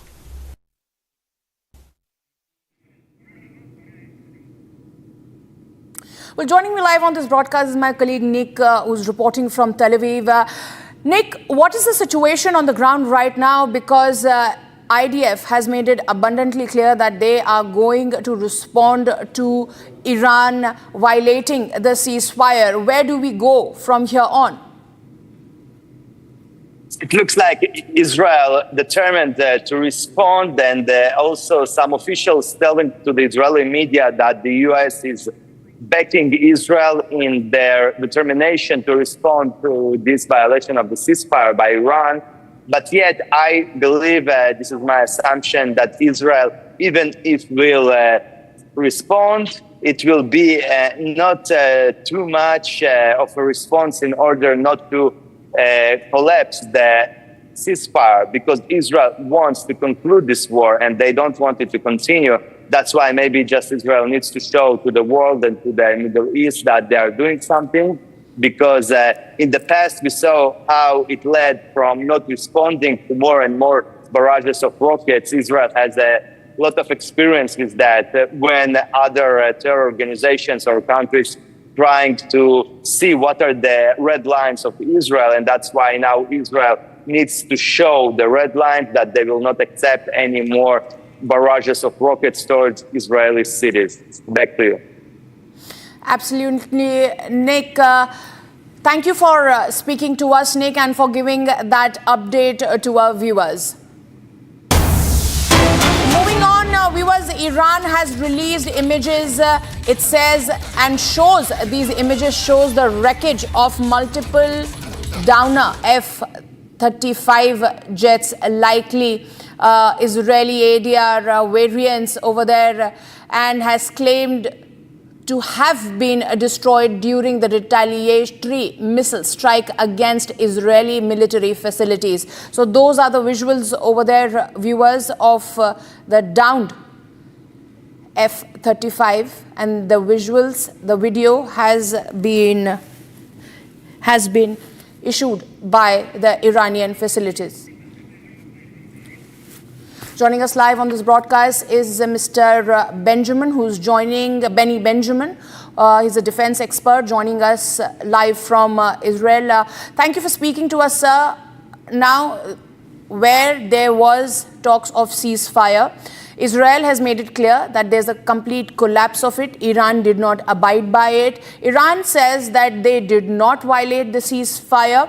Where do you see this escalation going forward from here on? Because Israel has made it clear that Tehran should be ready to tremble. As per my opinion, Iran is behaving like his proxies, where they don't have, till the last day they will throw a last one and they will say, oh, we win the war. We are not interested in that. Iran must behave like a big country and respected country. Otherwise, we know how to answer them. It's very simple. It can't be. You're asking for ceasefire. We are giving you the ceasefire, and suddenly you're sending drones and missiles to Israel. This is not possible. What, you're playing games with us? And we are very trained people. If the IDF says we must be in the shelters, we are in shelters. So, you know what? They want to have casualties. I know the unnecessary people killed today in the morning after the ceasefire. And if they will not control themselves, we are having our planes on them all the time, and we will not have any problems to shoot them. Absolutely. Mr. Benjamin, stay with us. We are getting some breaking news. Just stay with us. I'll come to you in a couple of seconds. Viewers, we're getting more breaking news as Qatar has formally now addressed the United Nations, sending a letter to Secretary General over there, and has also spoken about the missile attack by Iran's Revolutionary Guard Corps on the Udeid Air Base over there in Qatar, condemned the attack as dangerous, escalation and violation of its sovereignty and territorial integrity. So Qatar has raised voice, viewers, where they have approached the United Nations and has said that the attack that took place on their air base yesterday is a violation of their territorial integrity. Let me go back to our guest, Mr. Benjamin over there. Sir, we are seeing as to how these countries who were condemning Israel now are also condemning the attack that had come from Iran. Where do you think the geopolitics equation moving from here on? I'm really, sometimes you say, I have a smile in my heart. And this is the thing happening with Qatar. This is all well planned, to satisfy the Iranians. We shot it, American bases. All this is, we have been in that movie so many times, also in Hollywood and also in Bollywood. So all this, I don't believe, they must be really, as I said in the beginning, they must be a country with their respect. And if they don't have it, go on, no problem. We are a small country, but we know how to fight. And if they want ceasefire, we want ceasefire because we don't want wars. We are fed up of wars. We have enough wars. And you see my age, I have a lot of wars in this country, and we don't want any more wars. We are really fed up. Not only me, I'm talking about everybody. Each and every person in Israel had gone to the army. So we don't have any. We know what is the respect for the army. We know what is what happens when there is a war, and we know what happens in our houses when there is a war. So all this rubbish, we don't want to do it. If they want, they are really serious. Let them talk about ceasefire. We are in ceasefire. Don't fire us. We will not fire you. Absolutely, absolutely. So wait, we are also getting, I request you to stay with us. We're getting more update here. Israeli Defense Minister has instructed the IDF to intensify strikes against Iran after ceasefire violation. The minister has said in the light of absolute violation of ceasefire declared by the US president, that was mediated by the US president, by Iran, and by launching the missile towards Israel.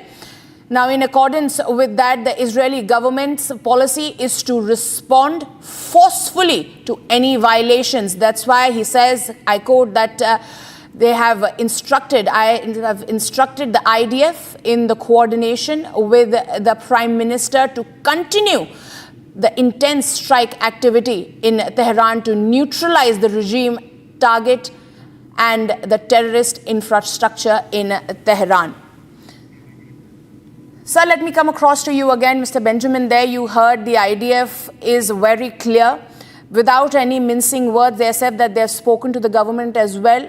All hands on deck. And their resolve is to target those terrorist infrastructure in Tehran.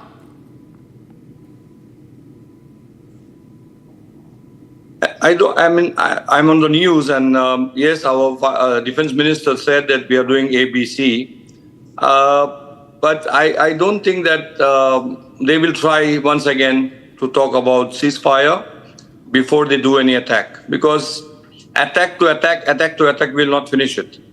And I'm so sure that Israel will take a very deep breath and wait and try to do the ceasefire.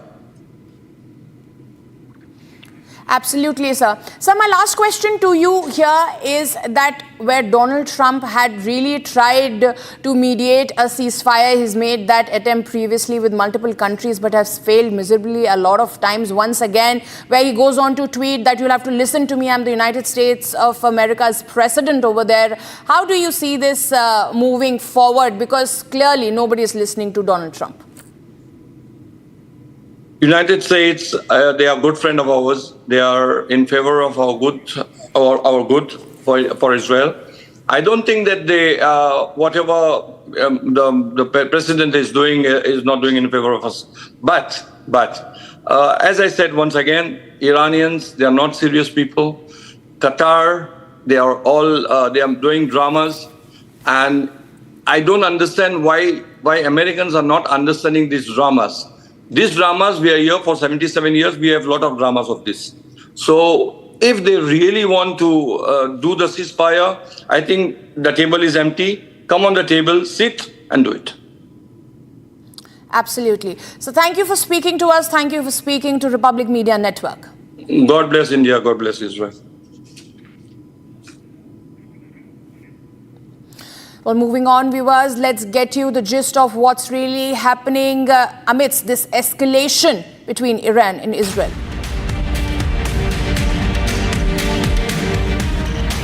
Iran reportedly launched missiles at Israel early this morning, just hours after US President Donald Trump announced a ceasefire between the two countries. Trump's announcement that the ceasefire was in place came after a flurry of attacks between Iran and Israel. However, according to Iranian state media, Tehran denied any reports that it fired a missile at Israel after the ceasefire began.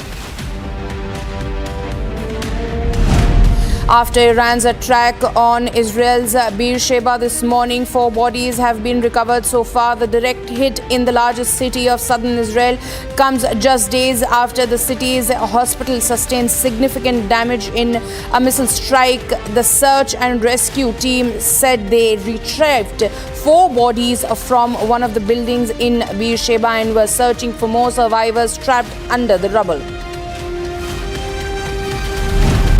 Tensions arise in Iraq after Saturday's US strikes on Iranian nuclear facilities, with Baghdad intensifying security measures in a green zone and a mass evacuation of US embassy personnel underway. The Iraqi security forces have deployed SWAT teams and armored vehicles in the green zone, particularly heavily in areas near US embassy.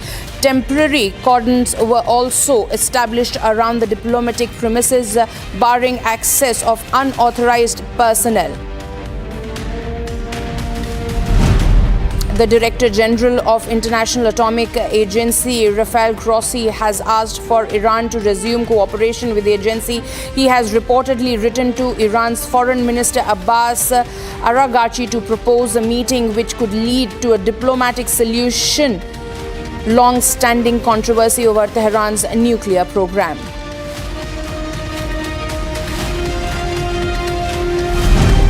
Operation Synindu is in full swing. India evacuated 292 citizens from Iran and 366 nationals from Israel amid escalating tensions between the two countries. With the fresh batch of evacuees from Iran, India has brought back 2,295 Indians from West Asia so far.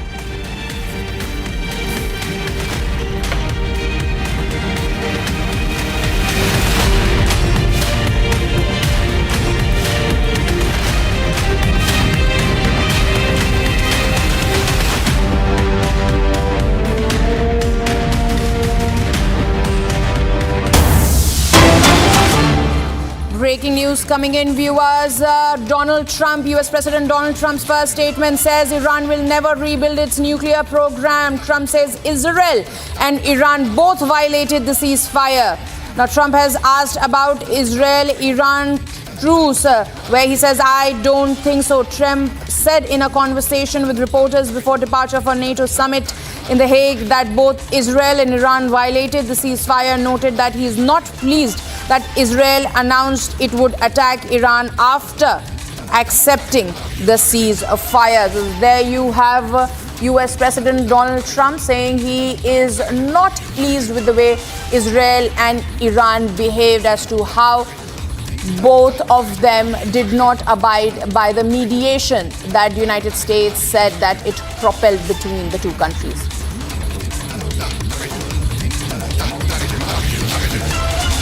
This is the statement coming in from US President Donald Trump, and this is a very big statement coming in, viewers, because just a couple of hours after it was announced that there's going to be ceasefire between the two countries, we saw a barrage of missiles that were launched from the side of Iran towards southern Israel. There were sirens blazing all around southern Israel. There was an attack as well in the residential areas, which also claimed 5 civilian lives, to which the IDF chief had given a very strong statement that Tehran should be ready, and it should be ready to tremble, because they have spoken to their political top rung as well, and are ready to attack.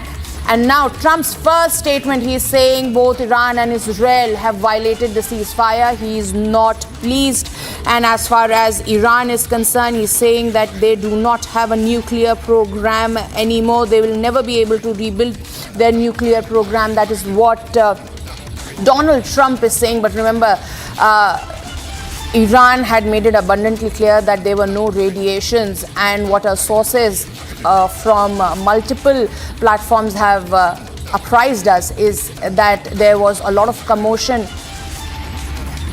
there at the Fordo site, as they had anticipated this attack. Joining us live on this broadcast is our senior executive editor Abhishek Kapoor.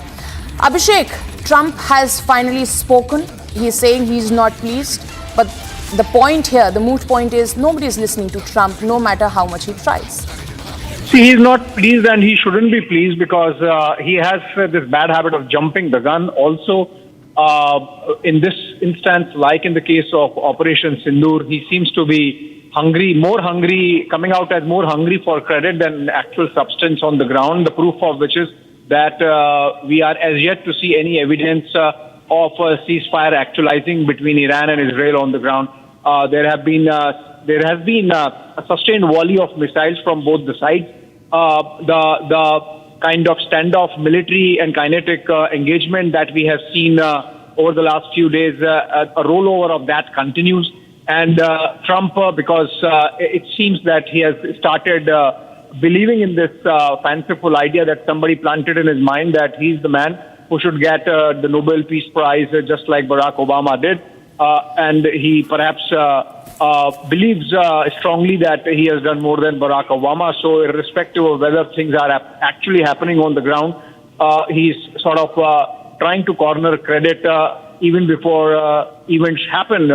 So in the case of India, the fact that the ceasefire happened essentially because Pakistan cried uncle, and it used the good offices of its American contacts to prevail upon India, which India obviously obliged. That does not mean that he was mediating. There is not a single phone call that happened between President Trump and Prime Minister Modi at any stage, or for that matter, President Trump and Asim Munir, at least during that period of India-Pak standoff. And for him to go ahead and take credit that, okay, fine, he got the... he was indulging in information arbitrage just because the Americans were involved in some kind of back-channel dialogue, just as the Saudis were involved, just as the Iranians were involved, just as the Emiratis were involved. And he sort of, jumped the gun and took credit. So it seems in this case also, Donald Trump indulging in typical information arbitrage and having a bit of an egg on his face, because both the sides, more so Israel, are not listening to him, and the two sides are continuing with their missile volleys. So it's a lesson for Trump. If I don't know whether he would be interested, the American president. If he's not drawing the lessons, maybe he would be repeating them. But this admission, clearly a case of Donald Trump realizing that not everyone does what they tell him that they are going to do. Absolutely. Abhishek, remember that early in the morning he also tweeted, after just a couple of hours after when he announced that there is a ceasefire, he goes on to tweet that you'll have to listen to me. I am the President of the United States. What kind of statement is that? Abhishek. Okay, viewers, so this is the big breaking news coming in. We'll try and connect again with our executive editor over there. But Trump has made this statement where he has gone ahead and said that Iran will never rebuild its nuclear program. He said that he is not pleased with the way Israel and Iran have behaved. Also, he added that both Israel and Iran violated ceasefire. And this came after he was the first person to announce as to that there has been a ceasefire before the both countries could come forward and express. Global embarrassment for US President Donald Trump as just a couple of hours after announcing ceasefire, both Iran and Israel violated.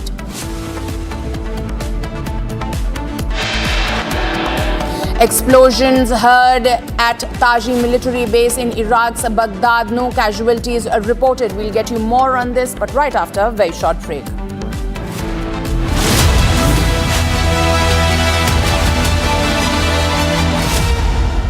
विमल में गुलिस्तां के ये कुछ लजीज फरिश्ते जब साथ घुलें तो जी ललचाए और दिल कहे कि स्वाद की जुबां में खुद को ऐसे डुबाऊं कि निकल ना पाऊं। विमल की जुबां कुछ है ही ऐसी, मानते हैं? विमल, बोलो जुबां कैसी? ये है सीक्रेट रेसिपी MDH का जीरा सिप जल जीरा मसाला। सिप सिप जीरा सिप MDH का जल जीरा सिप MDH का जल जीरा SIP.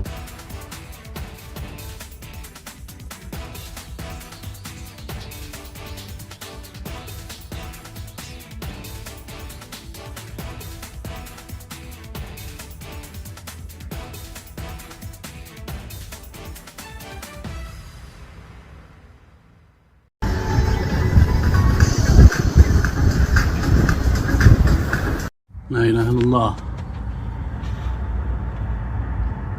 لا إله إلا الله.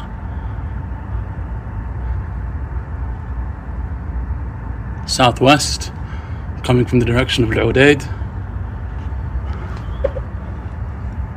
Windows are shaking.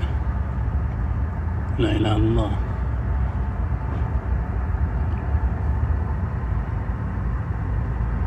La ilaha illallah. Probably Patriot.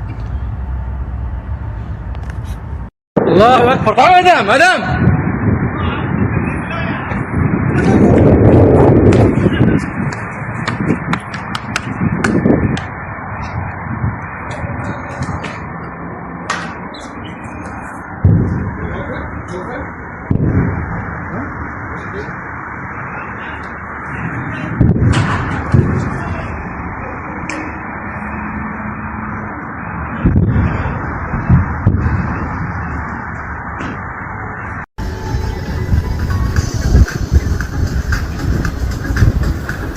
لا إله إلا الله. لا إله إلا الله.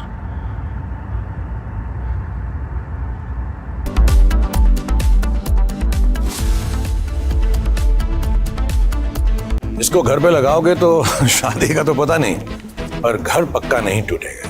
Rungta नहीं तो घर स्ट्रॉन्ग नहीं। रुंगटा स्टील TMT बार एकदम सॉलिड। पहाड़ों में एक हाइकिंग स्टिक भी बन सकती है।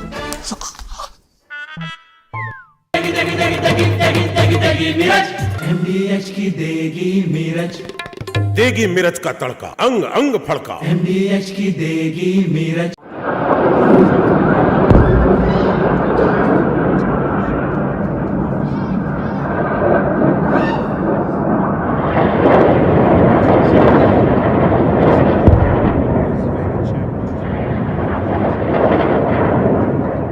Excellencies, 2 days ago, in this very chamber, I made a direct appeal: give peace a chance. That call was not heeded. Instead, the bombing of Iranian nuclear facilities by the United States marks a perilous turn in a region that is already reeling. From the outset of the crisis, I have repeatedly condemned any military escalation in the Middle East. The people of the region cannot endure another cycle of destruction. And yet, we now risk descending into a rat hole of retaliation after retaliation. To avoid it, diplomacy must prevail. Civilians must be protected. Safe maritime navigation must be guaranteed. The Non-Proliferation Treaty is a cornerstone of international peace and security. Iran must fully respect it. And all member states must act in accordance with their obligations under the UN Charter and other rules of international law, including international humanitarian law.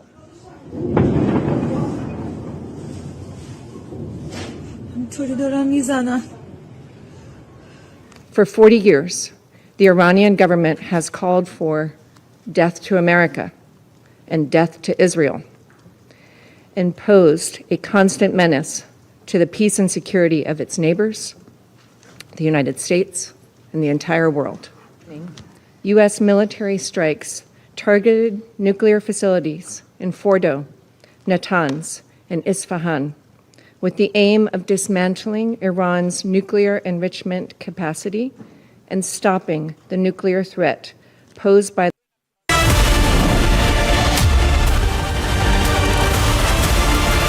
In all fairness, Israel unloaded a lot, and now I hear Israel just went out because they felt it was violated by one rocket that didn't land anywhere. That's not what we want, I'll tell you, and I'm telling you, I'm not happy about that, Israel, either. All I do is play both sides. I'm going now, as you know, to NATO. Some of you are going with me, and I think it's going to be successful. We'll see. I'll let you know. Are you going to see the agreement? It's a new dawn in the Middle East. Thanks to the agreement you managed to achieve. What are your future plans for the region, for Saudi Arabia, Israel, Gaza, the hostages? Look, you're asking me about women in the Middle East. It's getting a lot better. Things are happening at a high level. As you know, Saudi Arabia has done a really good job. It's coming out far faster than I thought. So we're very happy about what's happening with women in the Middle East. No, I'm talking about a new dawn in the Middle East that you managed to achieve last night. Yeah. The region is going to a new place with this agreement. Can you tell us what's your future plans for Gaza, for the hostages? It's a new dawn. I appreciate the question. You're very nice. Who are you? Thank you. I'm Neria Kraus from Israeli Channel 13 News. Well, we have to have Israel calm down because they went on a mission this morning. I got to get Israel to calm down now. Did you get to speak with the Prime Minister? Did you talk to Prime Minister Netanyahu last night? I speak to everybody. You urge both sides not to violate the ceasefire, but reports coming from the region suggest that the sides accuse each other for violating the ceasefire. So I think they both violated it. I don't think I'm not sure they did it intentionally. They couldn't rein people back. I don't like the fact that Israel went out this morning at all, and I'm going to see if I can stop it. So as soon as I get away from you, I'm going to see if I can stop it, okay? Have you spoken to him this morning? How confident are you that Iran's capabilities have been completely demolished? I think it's been completely demolished. I think the reason we're here is because those pilots, those B-2 pilots, did an unbelievable job. And you know, the fake news, like CNN in particular, they're trying to say, well, I agree that it was destroyed, but maybe not that destroyed. You know what they're doing? They're really hurting great pilots that put their lives in the line. CNN is scum, and so is MSDNC. They're all, and frankly, the networks aren't much better. It's all fake news, but they should not have done that. Those pilots hit their targets. Those targets were obliterated, and the pilots should be given credit. They're not after the pilots, they're after me. They want to try and demean. You don't believe that Iran can rebuild its nuclear program? Iran will never rebuild its nuclear. From there? Absolutely not. That place is under rock. That place is demolished. The B-2 pilots did their job. They did it better than anybody could even imagine. They hit late in the evening. It was dark with no moon, and they hit that target with every one of those things, and that place is gone. But when I see CNN all night long, they're trying to say, well, maybe it wasn't really as demolished as we thought.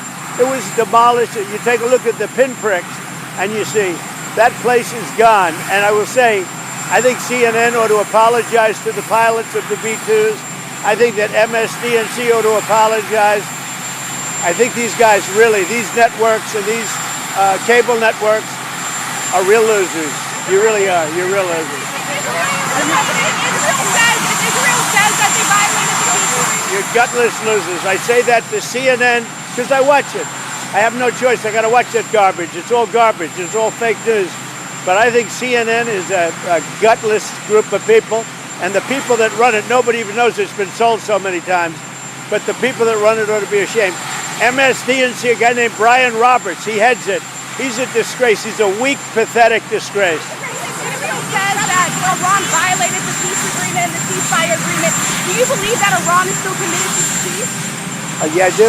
They violated it, but Israel violated it too. Are you questioning if Israel is committed? Israel, as soon as we made the deal, they came out and they dropped a load of bombs, the likes of which I've never seen before. The biggest load that we've seen. I'm not happy with Israel. You know, when I say, okay, now you have 12 hours, you don't go out in the first hour and just drop everything you have on them. So I'm not happy with them. I'm not happy with Iran either. But I'm really unhappy if Israel's going out this morning because of one rocket that didn't land, that was shot, perhaps by mistake, that didn't land. I'm not happy about that. You know what? We basically have two countries that have been fighting so long and so hard that they don't know what the fuck they're doing. Do you understand that? Do you have to respond to Iran on this?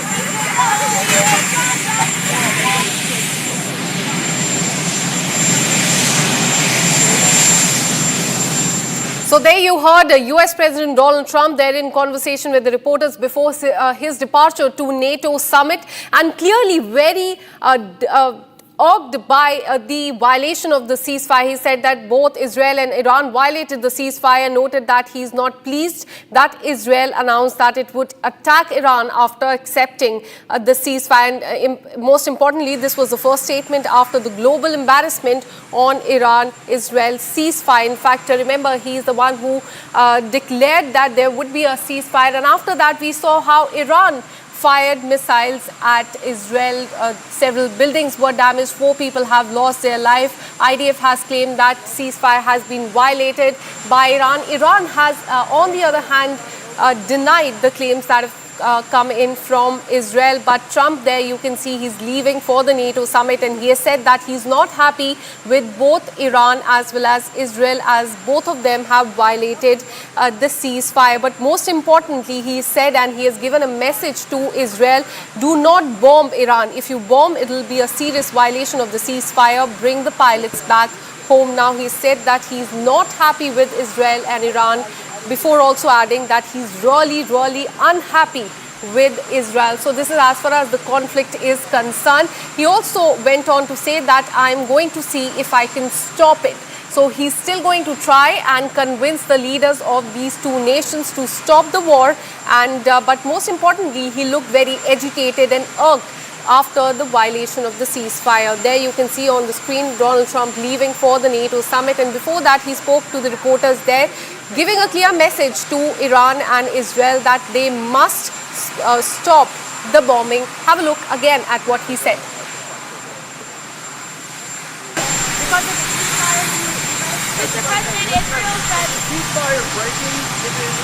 I don't think so, but I'm not happy that Israel's going out now. There was one rocket that I guess was fired overboard. It was after the time limit and it missed its target. And now Israel's going out. These guys got to calm down.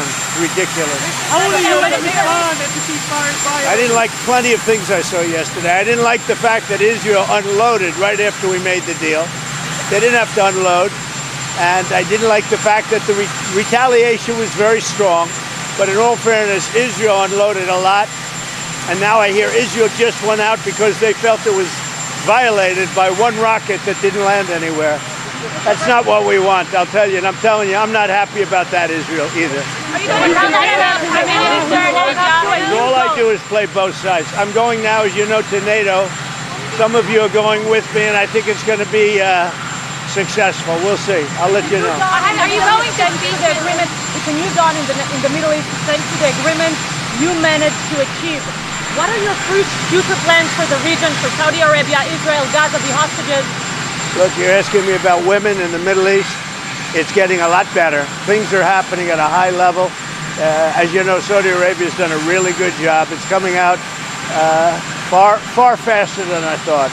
So we're very happy about what's happening with women in the Middle East. No, I'm talking about a new dawn in the Middle East that you managed to achieve last night. Yeah.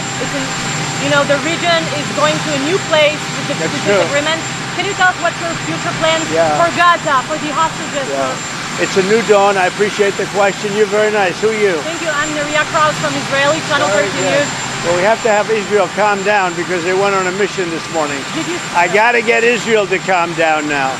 Do you get to speak with the Prime Minister? Did you talk to Prime Minister Netanyahu last night? I speak to everybody. You urge both sides not to violate the ceasefire, but reports coming from the region suggest that the sides accuse each other for violating the ceasefire. So I think they both violated it. I don't think I'm not sure they did it intentionally. They couldn't rein people back. I don't like the fact that Israel went out this morning at all, and I'm going to see if I can stop it.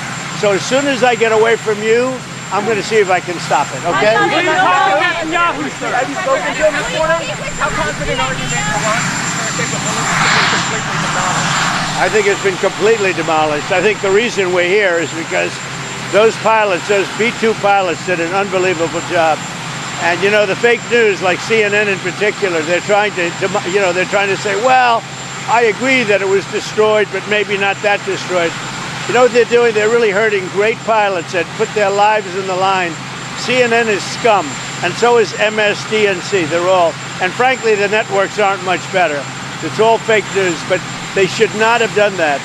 Those pilots hit their targets. Those targets were obliterated, and the pilots should be given credit. They're not after the pilots, they're after me. They want to try and demean. You don't believe that Iran can rebuild its nuclear program? No, Iran will never rebuild its nuclear. From there? Absolutely not. That place is under rock. That place is demolished. The B-2 pilots did their job. They did it better than anybody could even imagine. They hit late in the evening. It was dark with no moon, and they hit that target with every one of those things, and that place is gone. But when I see CNN all night long, they're trying to say, well, maybe it wasn't really as demolished as we thought. It was demolished. You take a look at the pinpricks, and you see that place is gone. And I will say, I think CNN ought to apologize to the pilots of the B-2s. I think that MSDNC ought to apologize. I think these guys really, these networks and these cable networks are real losers. You really are. You're real losers. Israel says that they violated the peace. You're gutless losers. I say that to CNN because I watch it. I have no choice. I got to watch that garbage. It's all garbage. It's all fake news. But I think CNN is a gutless group of people. And the people that run it, nobody even knows it's been sold so many times. But the people that run it ought to be ashamed. MSDNC, a guy named Brian Roberts, he heads it.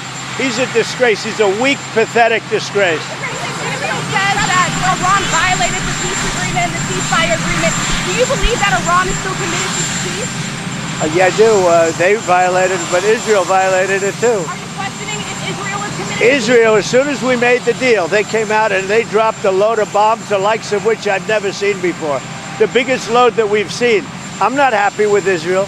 You know, when I say, okay, now you have 12 hours, you don't go out in the first hour and just drop everything you have on them. So I'm not happy with them.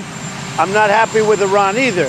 But I'm really unhappy if Israel's going out this morning because of one rocket that didn't land, that was shot, perhaps by mistake, that didn't land. I'm not happy about that. You know what? We basically have two countries that have been fighting so long and so hard that they don't know what the fuck they're doing. Do you understand that?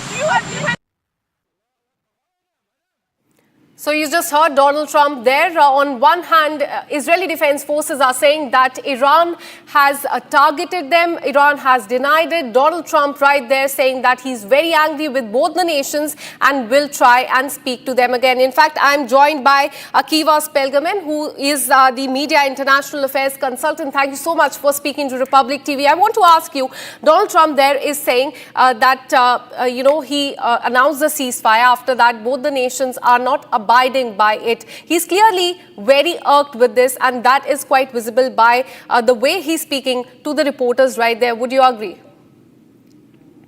I agree. I think President Trump needs a reminder that Israel is not yet a 51st state. And this morning, 4 innocent civilians were killed during a bombarding that lasted about 2 hours from Iran. This is after a ceasefire was called. And so Israel has to react when its citizens are being shot down in that fashion. President Trump is entitled to his opinion, but Israel will continue to defend its people as best it can. Absolutely. But would you agree that this is a big global embarrassment for Donald Trump, because he did the same during India and Pakistan conflict as well? That was a very premature announcement that he had made. And now, the same time, Iran and Israel, he has made the announcement. Both the nations are not abiding by it. He's saying that he's very angry. Many are saying that this is a global embarrassment for him. Would you agree? I don't think it's an embarrassment. I think the ceasefire, which probably deserves a lot of recognition for, and we appreciate the work he's done, I don't think it's embarrassment, because Iran has been threatening Israel and the United States for years. It's been shooting ballistic missiles towards the country for the past year, on and off. This morning, again, it shot a bunch of rounds, which it described as ending round, but they are the first ones who broke the ceasefire. And so I don't think it's an embarrassment. If he wants to be angry at somebody, I think he should point a finger towards Iran, a terrorist-led country, and mostly leadership that has no will to put down its arms. Absolutely. And now he has said that he will go and speak to both of these nations after he's done speaking with the reporters there. Do you think, I want to understand from your assessment, do you think now US will be able to broker a deal between the two nations? I'm not sure. I don't know if a deal is anywhere to be seen. I think Iran and Israel